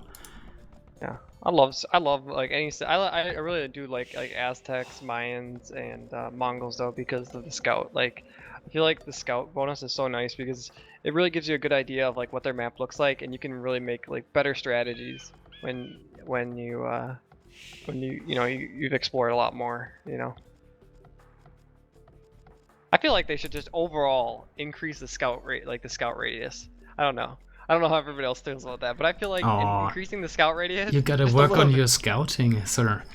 Dude, my scouting's good, but I'm just saying, like, if you just increase the scout radius like 1 tile, then people would get like better understandings of like the other player's map, and the game would be like, I don't know. I think scouting's important, but I would like to see, like, I really like those civs because of it, and yeah. I don't know. No. I'm asking for a hard change here, guys. I don't know if they can take it. Yeah, I see where you're coming from. Okay, let me think of something. No, never mind. Well, again, it is an open land map, so I'm really curious, because, you know, even in regular AOC, new strategies are not, I wouldn't say pop up really, but they get more popular and less popular depending on the season. You know, there was like scouts, and then there was Drush, and now everyone is doing men-at-arms, and here comes TaToH and then pulls a Korean tower rush. You know, it's interesting how the game changes, you know, even without balance changes sometimes. Yeah, I think that I really like Man-at-Arms. I don't know how much it was used back in the day, obviously, because I didn't play back then, but I really do like Man-at-Arms. I think it's a great early feudal strategy, and it allows you to take map control, and it's good defensively as well. If somebody goes, you know, skirms and spears forward, and they start trying to build buildings forward, and you're going Man-at-Arms against them, well, you can just shut down their forward and wall in their building. So I really do like the Man-at-Arm flush. I think it's good defensively, offensively, and I wouldn't be surprised if we saw, well, I think TaToH is probably going to go for scouts, but maybe not. I mean, his gold is exposed, and one thing I guess all of his resources. Well, his stones are in the back. Oh, maybe he's going for a tower rush again. And yes. Is So he? I guess that's yeah. So that's the other strat that you can go for with. Obviously, you can go for with Mongols is you can go for a fast feudal scout rush and Yeah. I mean scout rush. I mean tower rush rather, and that's what he's going for. But I guess Are you it'll be sure though? interesting. Are you sure though? Yeah, he's on. Going... Ah, yeah, he's going He's for on stone stone in right the back. now. Yes. Yeah, Okay. yeah. I just hit, you know, the hotkey for the mining camp and it didn't go anywhere, so but he's building it now. Okay. Yeah, I was wondering. I was like, where is this villagers going? But yeah, I guess it's an okay. I mean, like I understand because it worked the first game, right? And this map's obviously ACCM's home map, but it's not too different than like an Arabia map. There's a little bit variation, but yeah. So yeah, is this the HD version? No, this is Voobly. Yeah, it's just this the is... balance back. It's the original played on user patch, and for the data, you know, for the units, etc., we're using balance patch, AOC balance patch. All right, so you Okay. guys, ACCM is going for man-at-arms again. Is he gonna do it right this time? Is he gonna scout the forward and actually stop it before Take it a gets look. out of hand? Well, If he we've doesn't seen... do it, Yeah. it's gonna drive me nuts. But is ACCM going forward now? It looks like Is it. he? Yeah, but I don't know if he's gonna be able to do much damage. Is he going for, you know, the Tim flush style, you know, forward, you know, man-at-arms, drop tower, and then... Oh my gosh, TaToH is laming the stone in the back of Yes. ACCM's base. This is what I'm talking about. This is skill Like, right here. When you yeah. got two fronts working, a front, you know, you got towers in the front and you're laming in the back. This is skill, guys.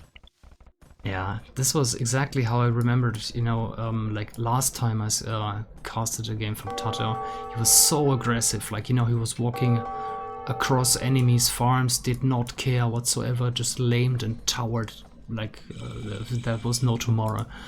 And okay, another tower. I don't know if I'm a fan here of the second tower, but probably... Oh, he walled the bills in.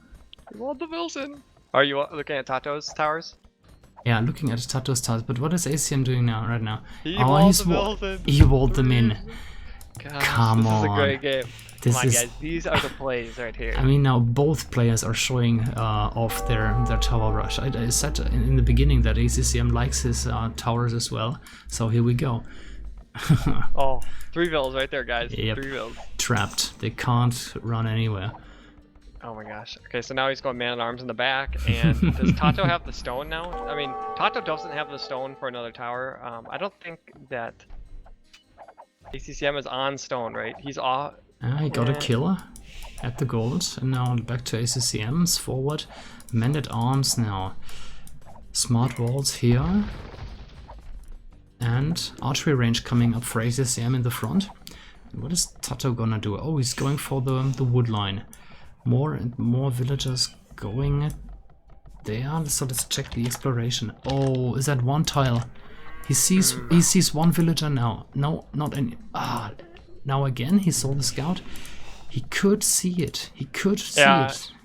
Doesn't really make a difference though, because I think that I think TaToH would wall the vills in before. Let's see. Okay, ready? Quick reaction time and okay, whatever. Low reaction, but it doesn't matter anyways. Is going up.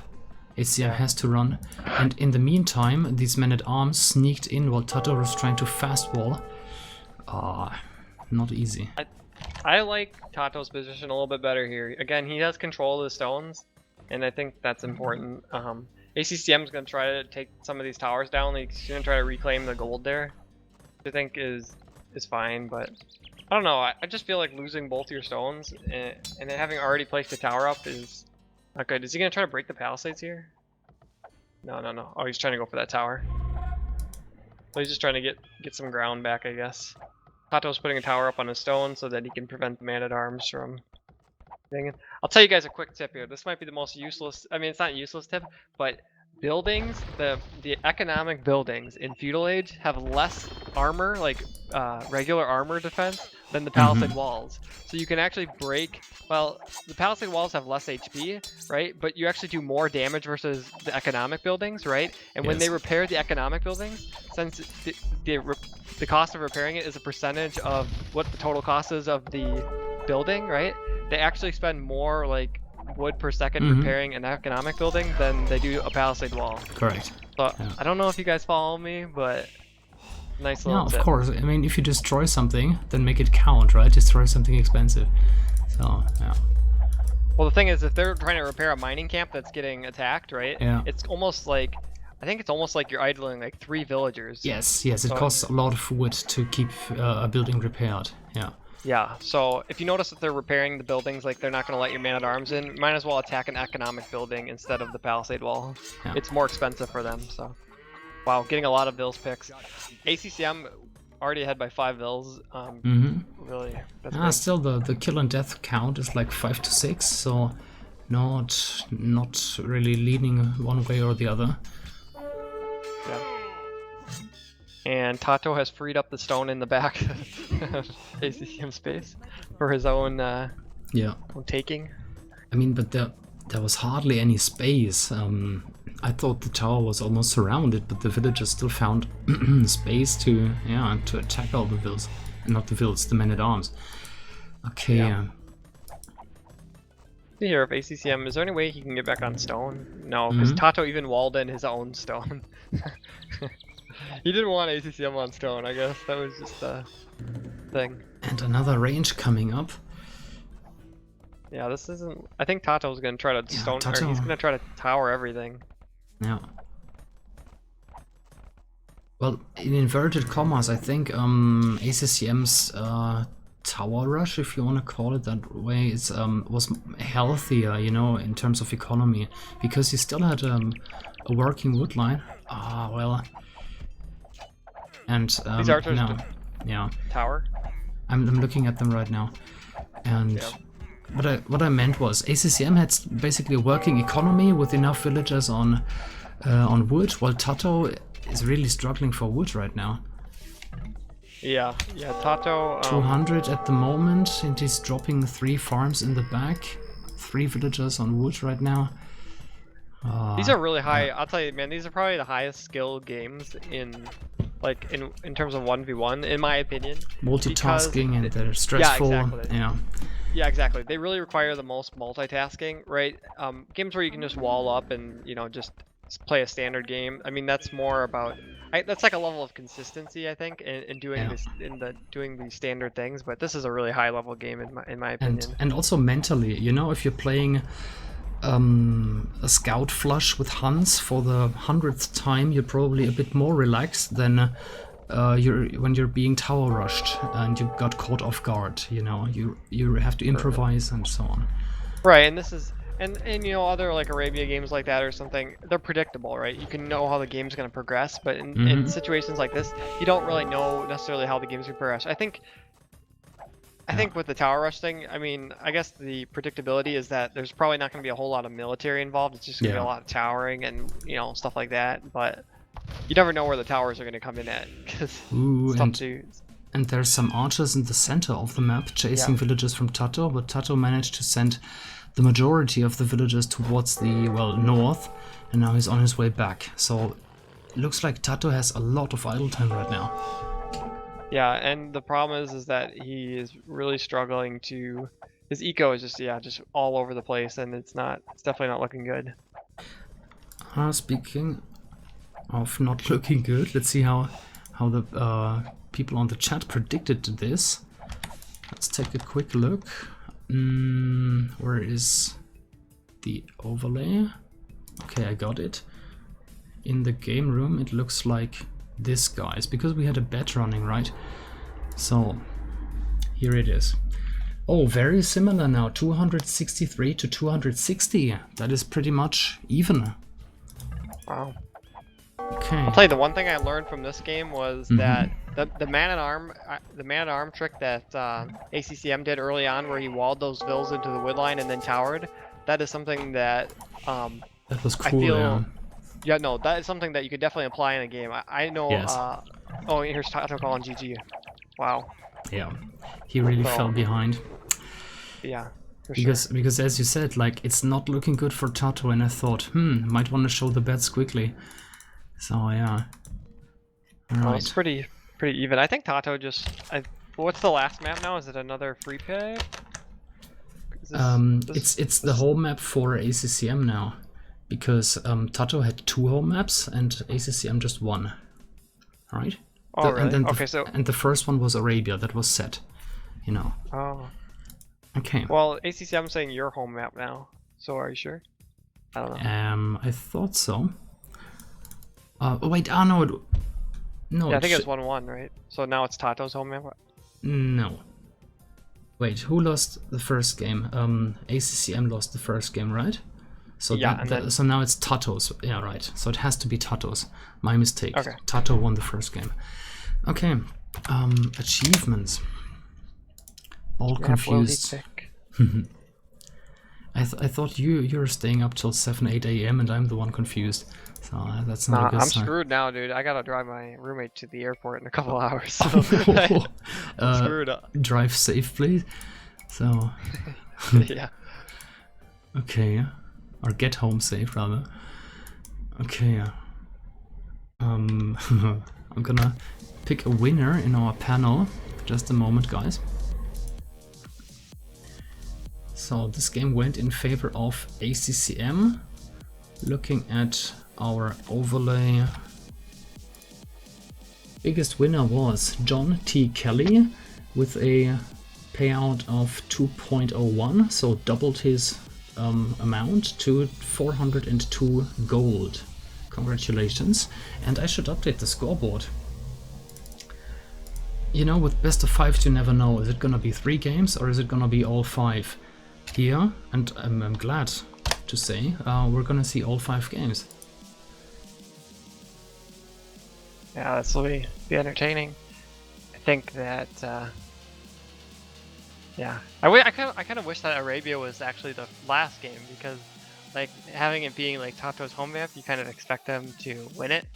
You know, rather if it was the last, you know what I'm saying? Like if it was the last game, then it was like you don't know because like it's Arabia. But I feel like I kind of expect TaToH to win it, but you know, you never know what'll happen. Okay, going for the last bet in this set, guys. Who will win game? God, I didn't update the game number because I was in such a rush. It's game 5 and it's TaToH's home map. So you guys got 5 minutes. Let me see if it's being shown. Yes, looks like it's working. Oh, and they're announcing the map, so that might help with your bets, guys. It's gonna be Loch Ness or Loch Ness, and it's a water map that's maybe similar to Mediterranean. The clue is that you got actually a little hill around the shore. You know, if you imagine a lake, there's always a little bit of, you know, downfall, you know, where it, you know, where the ground enters the water. So this is very similar here, like almost realistic or natural. And what else? A very fair map, of course, in terms of fish and space. So should be a good water game, I should say. Most action should be on the water, but we have seen sneaks like as on, you know, Baltic or Mediterranean. That should be interesting. I mean, all these maps for me are basically the first time. I've never seen any of these maps before, so they're really interesting. For me personally, yeah. I really want to start learning how to play these other types of maps, because I think it does require a high, like a, you know, it's one thing to just play Arabia, it's another thing to be able to be kind of a versatile player. Well-rounded, yeah. Yeah, exactly. Like TaToH is somebody that, you know, I really respect him because he can do well on any type of map, and that says a lot about, you know, I think that's another thing with skill level, you know, being able to be flexible. You know, Mega Random too. I mean, I think, did he win the Mega Random was he the top Mega Random player? I mean, I'm pretty sure that he played very well on a Mega Random event. I'm not sure he won it. I wouldn't, you know, bet on it, but yeah, he has played lots of Mega Random and he's good on it. I can say that for sure. Yeah. A lot of skill involved in those types of maps. I think Mega Randoms, there's a little bit of predictability because there's like certain variations of the different maps, but there's so many of them, and it's like there's a guy in my clan who learned all of them. He said, "Oh, you know, it's not that many. It's just like 134 or something." Like, come on, you learned all of them. Like, yeah, no kidding. It's just 130 something. Oh god. I really like though so far all these maps. Obviously, the games are being played on the balance ladder, and none of the maps have been like it's lived up to its name, right? The maps have been really balanced. I felt, and it's actually made for pretty like relatively close games. Yeah, so. I think that can be said about both patches, both AOC balance patch and the X patch, that they're working on the maps as well. For example, Black Forest, it's such a popular map, let's just be honest, sometimes it's really unfair. 1v1 is almost unplayable because of, you know, the relics and the space, and in team games one game has a perfect trade route and the other one has like, I don't know, half the distance. And so on. So let's make Black Forest a little bit more fair and competitive, for example. I'm not a Black Forest fan or a player, but I guess Black Forest players would appreciate that. Yeah, I'm not a Black Forest player. I gotta be honest, I'm like the anti-Black Forest, but I still love you guys it's a that bit play of, Black you know, Forest. the arrogance of Arabia players, but it's such a popular map, and why not take these guys serious and let them play their maps, right? I'm a 15-minute man. I don't like playing games past like 20 minutes long. If I can't win the game in 15 minutes, I'm probably just gonna give up. It's kind of funny because not many games last 15 minutes, but you can. I like to go like Man at Arms and like Tower right away, and usually I just like kamikaze and die half the time. Now, what I really hate is like cracking walls. If you're sitting there and you're staring at 30 layers of fortified walls and you don't get siege onager, then I could go crazy. Oh my gosh, yeah. Oh yeah.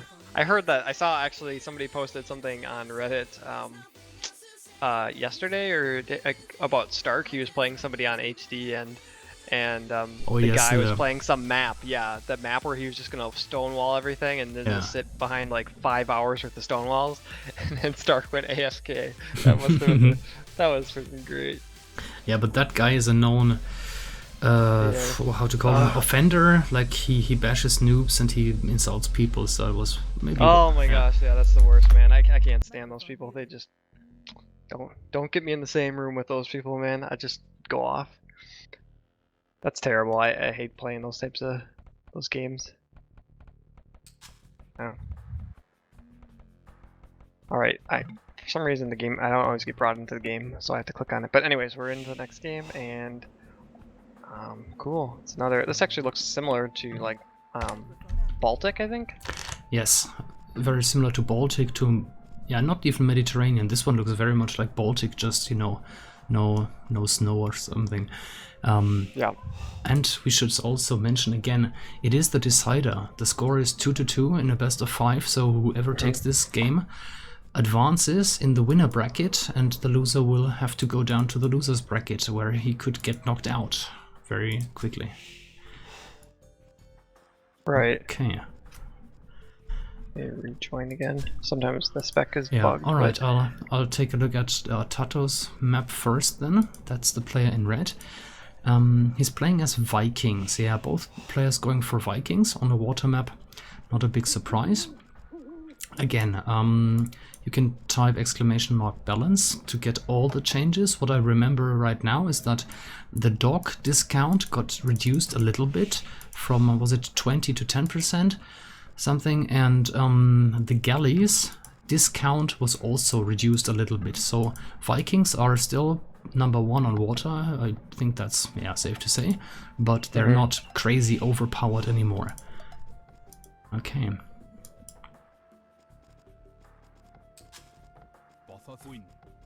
And at with the maps, you want to say something?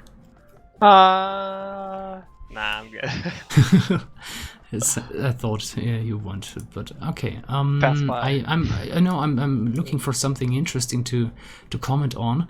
Maybe the stone for TaToH is not great, but I doubt that it's gonna be a problem. You can mine it from way more than half. And then maybe the forests is something to mention here. We don't get very big forests, but lots of tiny forests. So this is something peculiar maybe about this map. And then we've mentioned the shore that has always, you know, a hill Yeah. or a cliff. Maybe, no, let's call it a hill, like on a lake. Yeah, what's the deal with that? I mean, is that supposed to like encourage like putting towers on the shores maybe? Towers don't get hill bonus. That's like something a lot of people don't know. God you damn. know, like logically, of course, it's a tower and it's on a hill, so it gets a bonus. But no, it doesn't count for towers for some reason. Yeah, it doesn't. Maybe that ships don't do so much damage from the water. That could be play a role. And to me, it's just aesthetics. I think it looks really cool and, like, you know, more realistic. Yeah, for sure. Yeah. Oh yeah, it does definitely. I like the hills. I like maps. I like maps with little variation. Some maps are just too flat and boring. This is nice. So I'm guessing both of them we're just gonna go for a gush here. Did one of them is ACCM a pop behind, like one bill behind already? Did he get housed?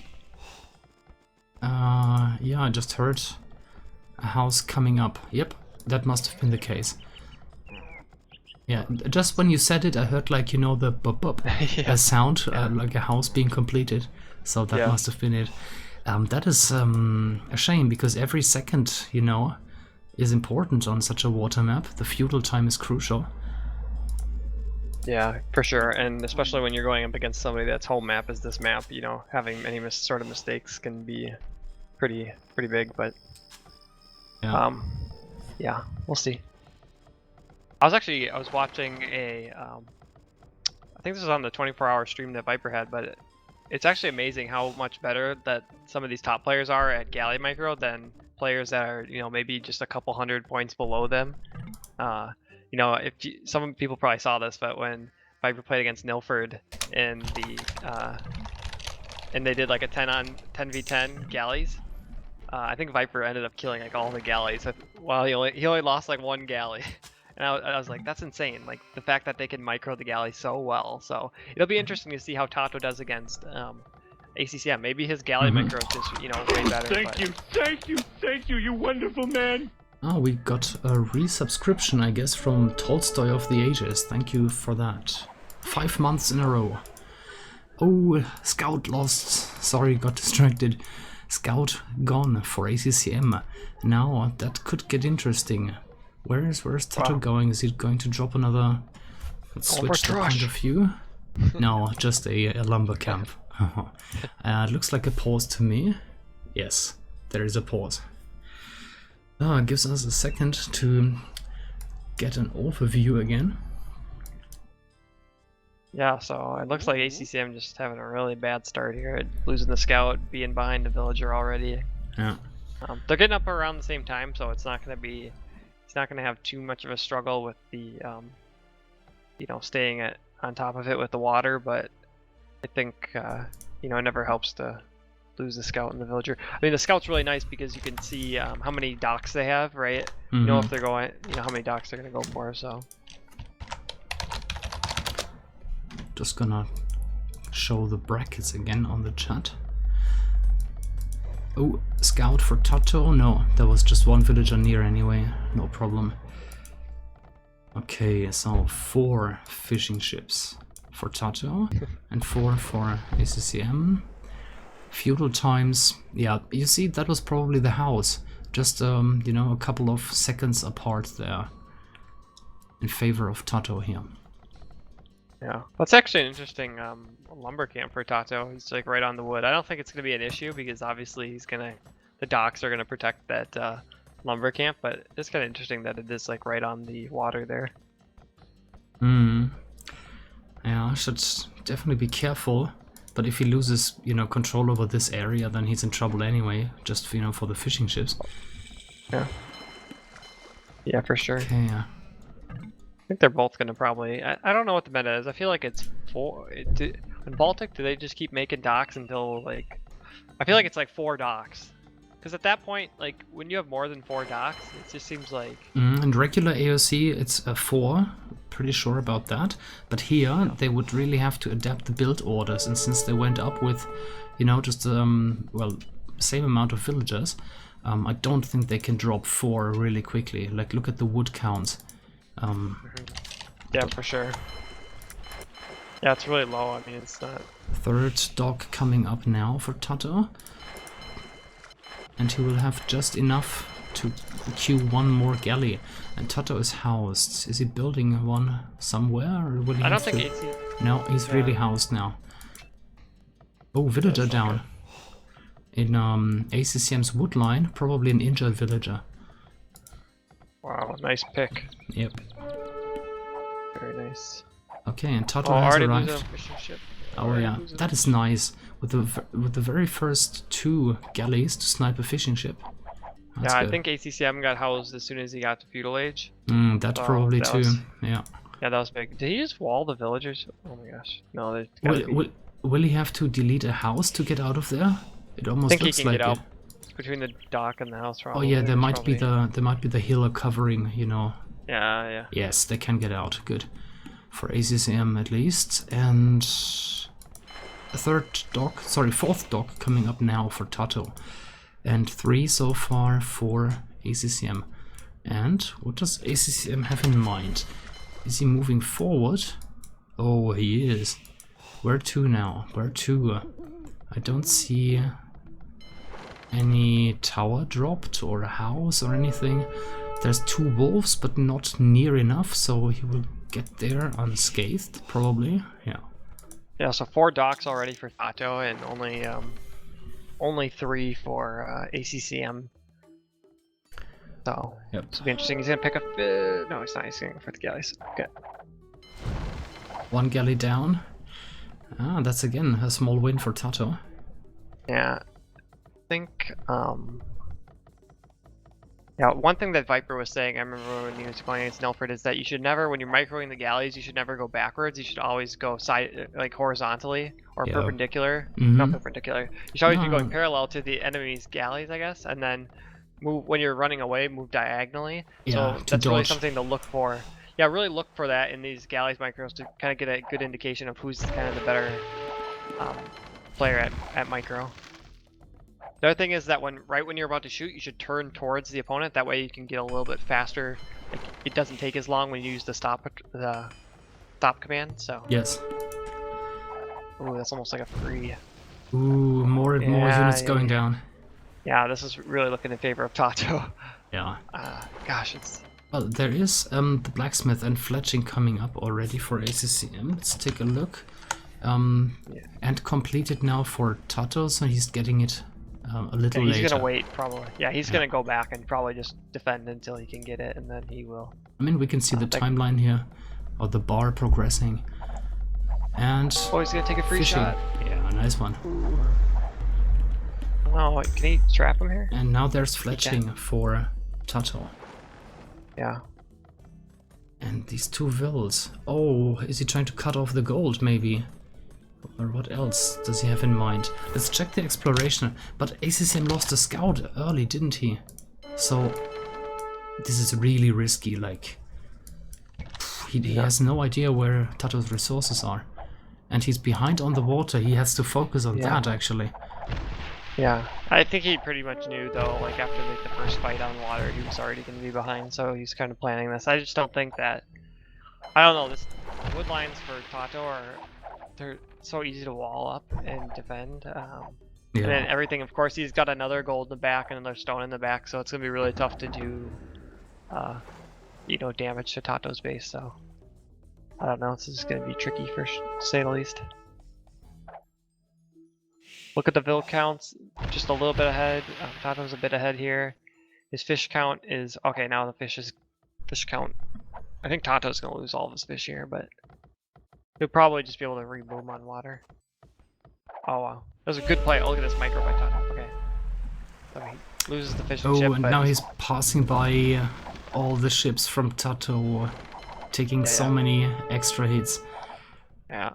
He's gonna, so he's just trying to kill the fishing ships. Yeah, it's the best he can do right now. Yeah. No.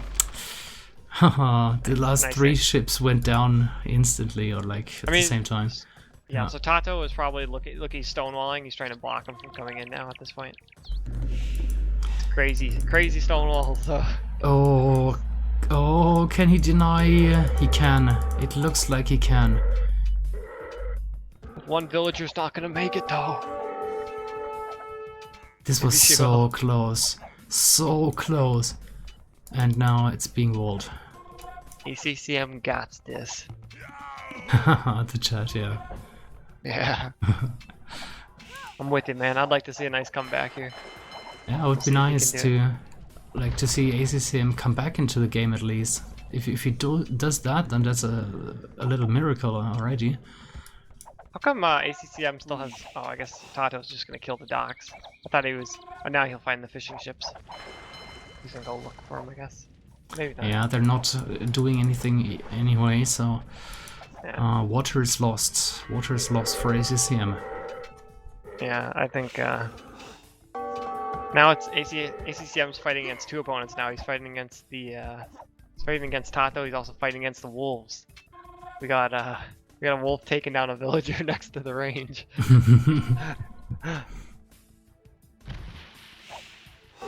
Oh, now the wolf's killing an archer. Even Gaia is making it hard for ACCM today. Yeah. He's played good though. He's played good. Yeah. It'd be interesting to see if he can maybe come back a little bit in this game. But yeah, he's played good, especially that fourth map where he did the tower rush against TaToH. I thought that was a really nice game by him.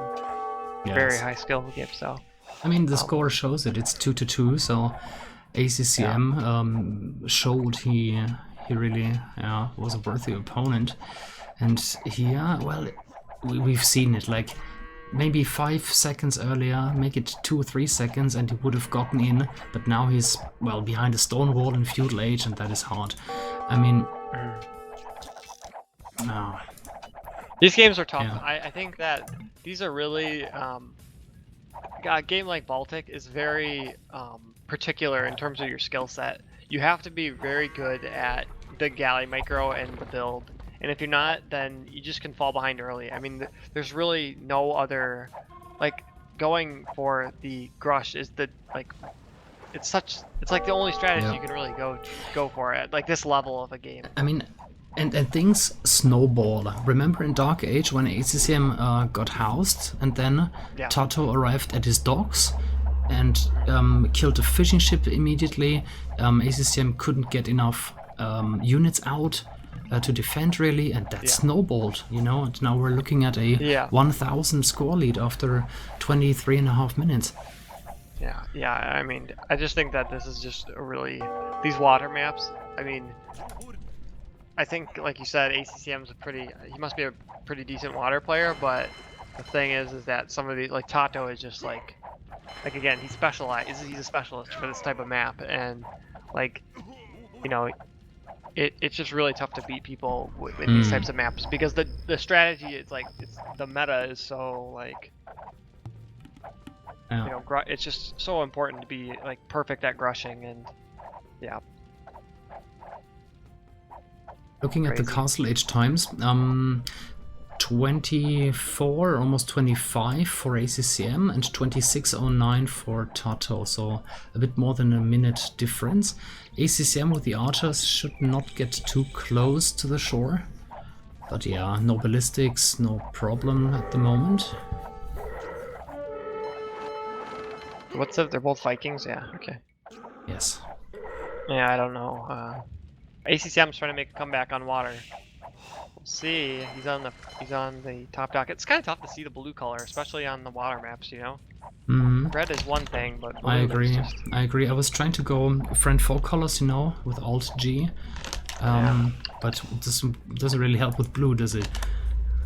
Yeah, no kidding. It doesn't help at all. Alright, I'm gonna stick with red and blue, just to... That's actually weird. Yeah. I just did the friend foe colors, and it actually switched TaToH from red to blue, and now he won't go back to red again. Now he's just always blue. Yeah, you know what you have to do? Go back to the regular colors, in which, let me see, ACCM is purple, then hit the plus on your keyboard, and then hit Alt G again. That's how you swap colors, like with a point of view. Oh, okay. But, yeah. Oh, yeah, okay. interesting. TaToH landed. TaToH landed. Thank God we have a chat, but it's archers. It's archers. It's not villagers, for now at least. So, and the crossbowmen from well, ACCM were able to defend that. Okay. ACCM going for university. Let's take a look. Oh yeah, I Just trying to go there yet. Ballistics coming up for TaToH, so he does have one. Yeah, there it is, in front of the TC.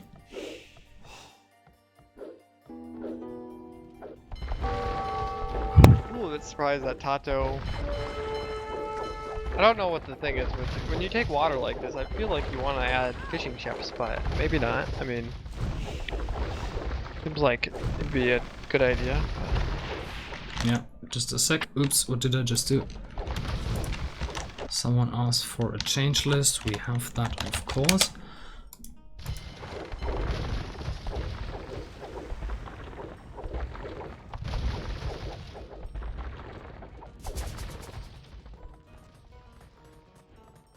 Well, on the water, well, TaToH is trying to do what he's supposed to. He's trying to surround ACCM's map.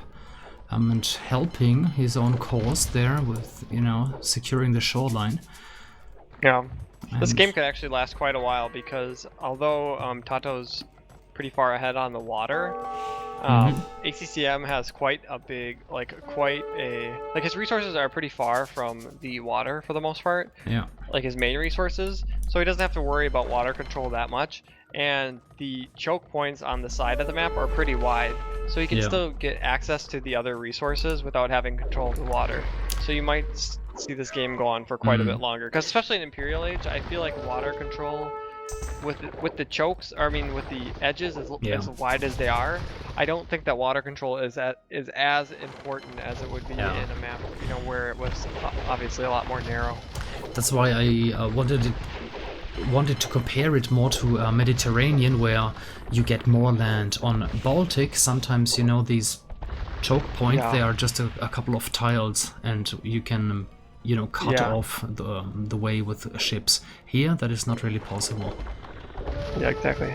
Looks like ACCM is making a little bit of a comeback on water, but I still don't think he's got enough, definitely not enough galleys at this point to do it. Maybe, I don't know, we'll see.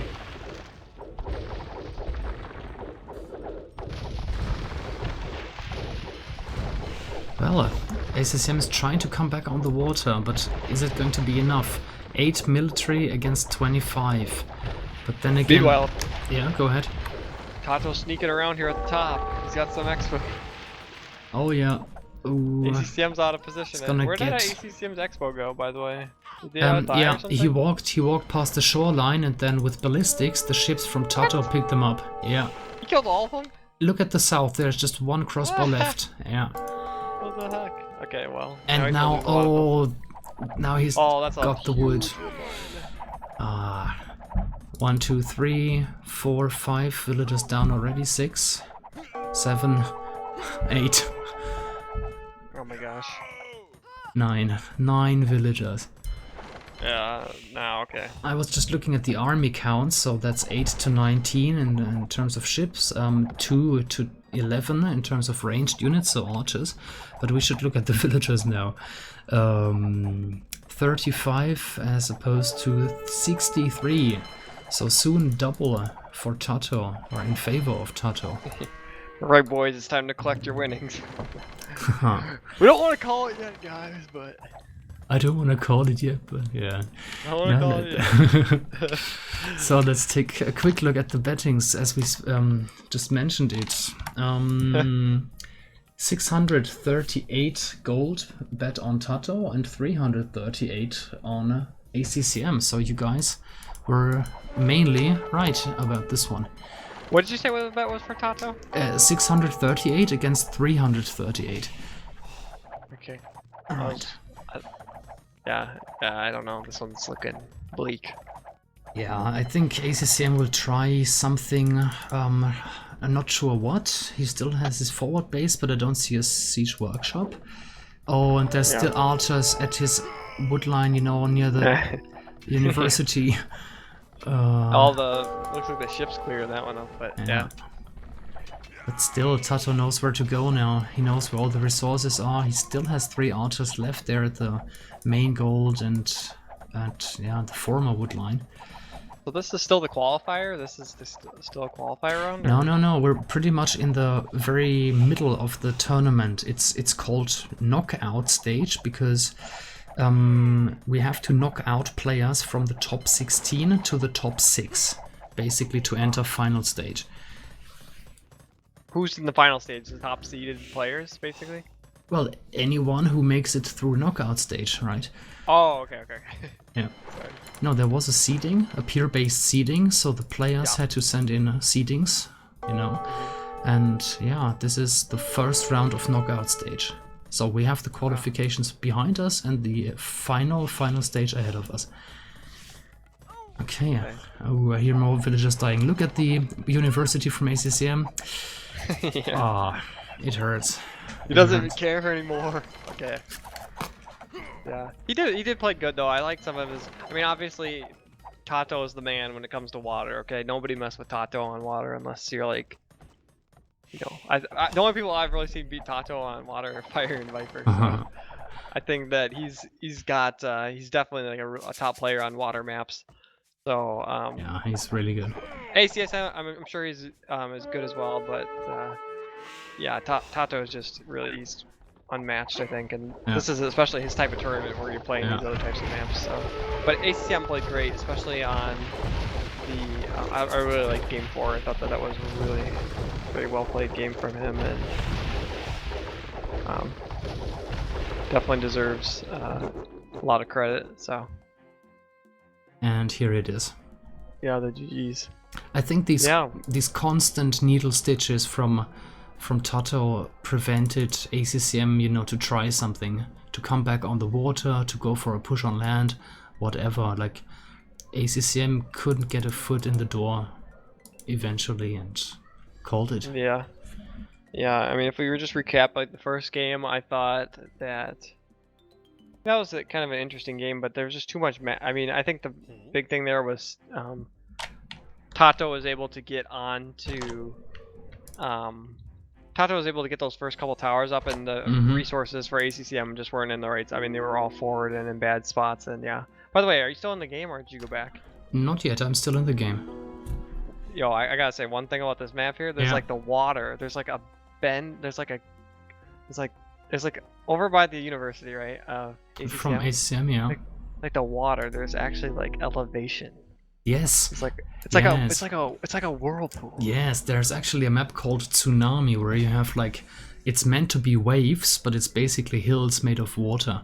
So there's all sorts of stuff in AOC some people have never heard of. This game, I think this is part of the reason why this game has survived so long. You can mod the hell out of it. You can do almost everything you can imagine. Look at the mod center. There's Jurassic Park mods. There is Sheep vs. Wolf. There's so much madness. I played Sheep vs. Wolf, and I just it's a fun game. I'll tell you. Yeah. Speaking of which, let me quickly alt tab. You can do that too. Exclamation mark mods, guys, if you want to check those out. Or, you know, try the balance patch, whatever you like. And the mod I use, by the way, is brand new. It's just like 1.5 months old. You can take a look at that too.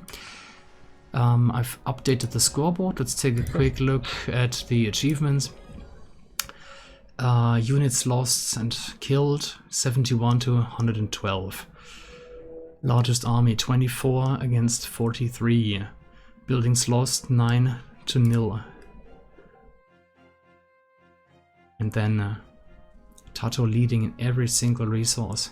Not gonna do the math for every single one, I think that's clear here. And Castle Age, well, a minute earlier for ACCM, but without water access and without, you know, even touching the enemy's economy really, then it's hard. 86 against 45. What game is back then now? I know he's still playing. He's playing against Yannick, and I think they're still playing right now. Do you feel like casting more? I thought you had not slept and you have to drive in. Well, I can't go to bed now. I mean, I gotta drive in like 2 hours. But if I try to go to bed, I'm just gonna like, my roommate's gonna be like. Let me just quickly pick the winner and pay out the bettings. So this one goes to TaToH. Can't go back, boys. 40 hours. And that's what you call dedication.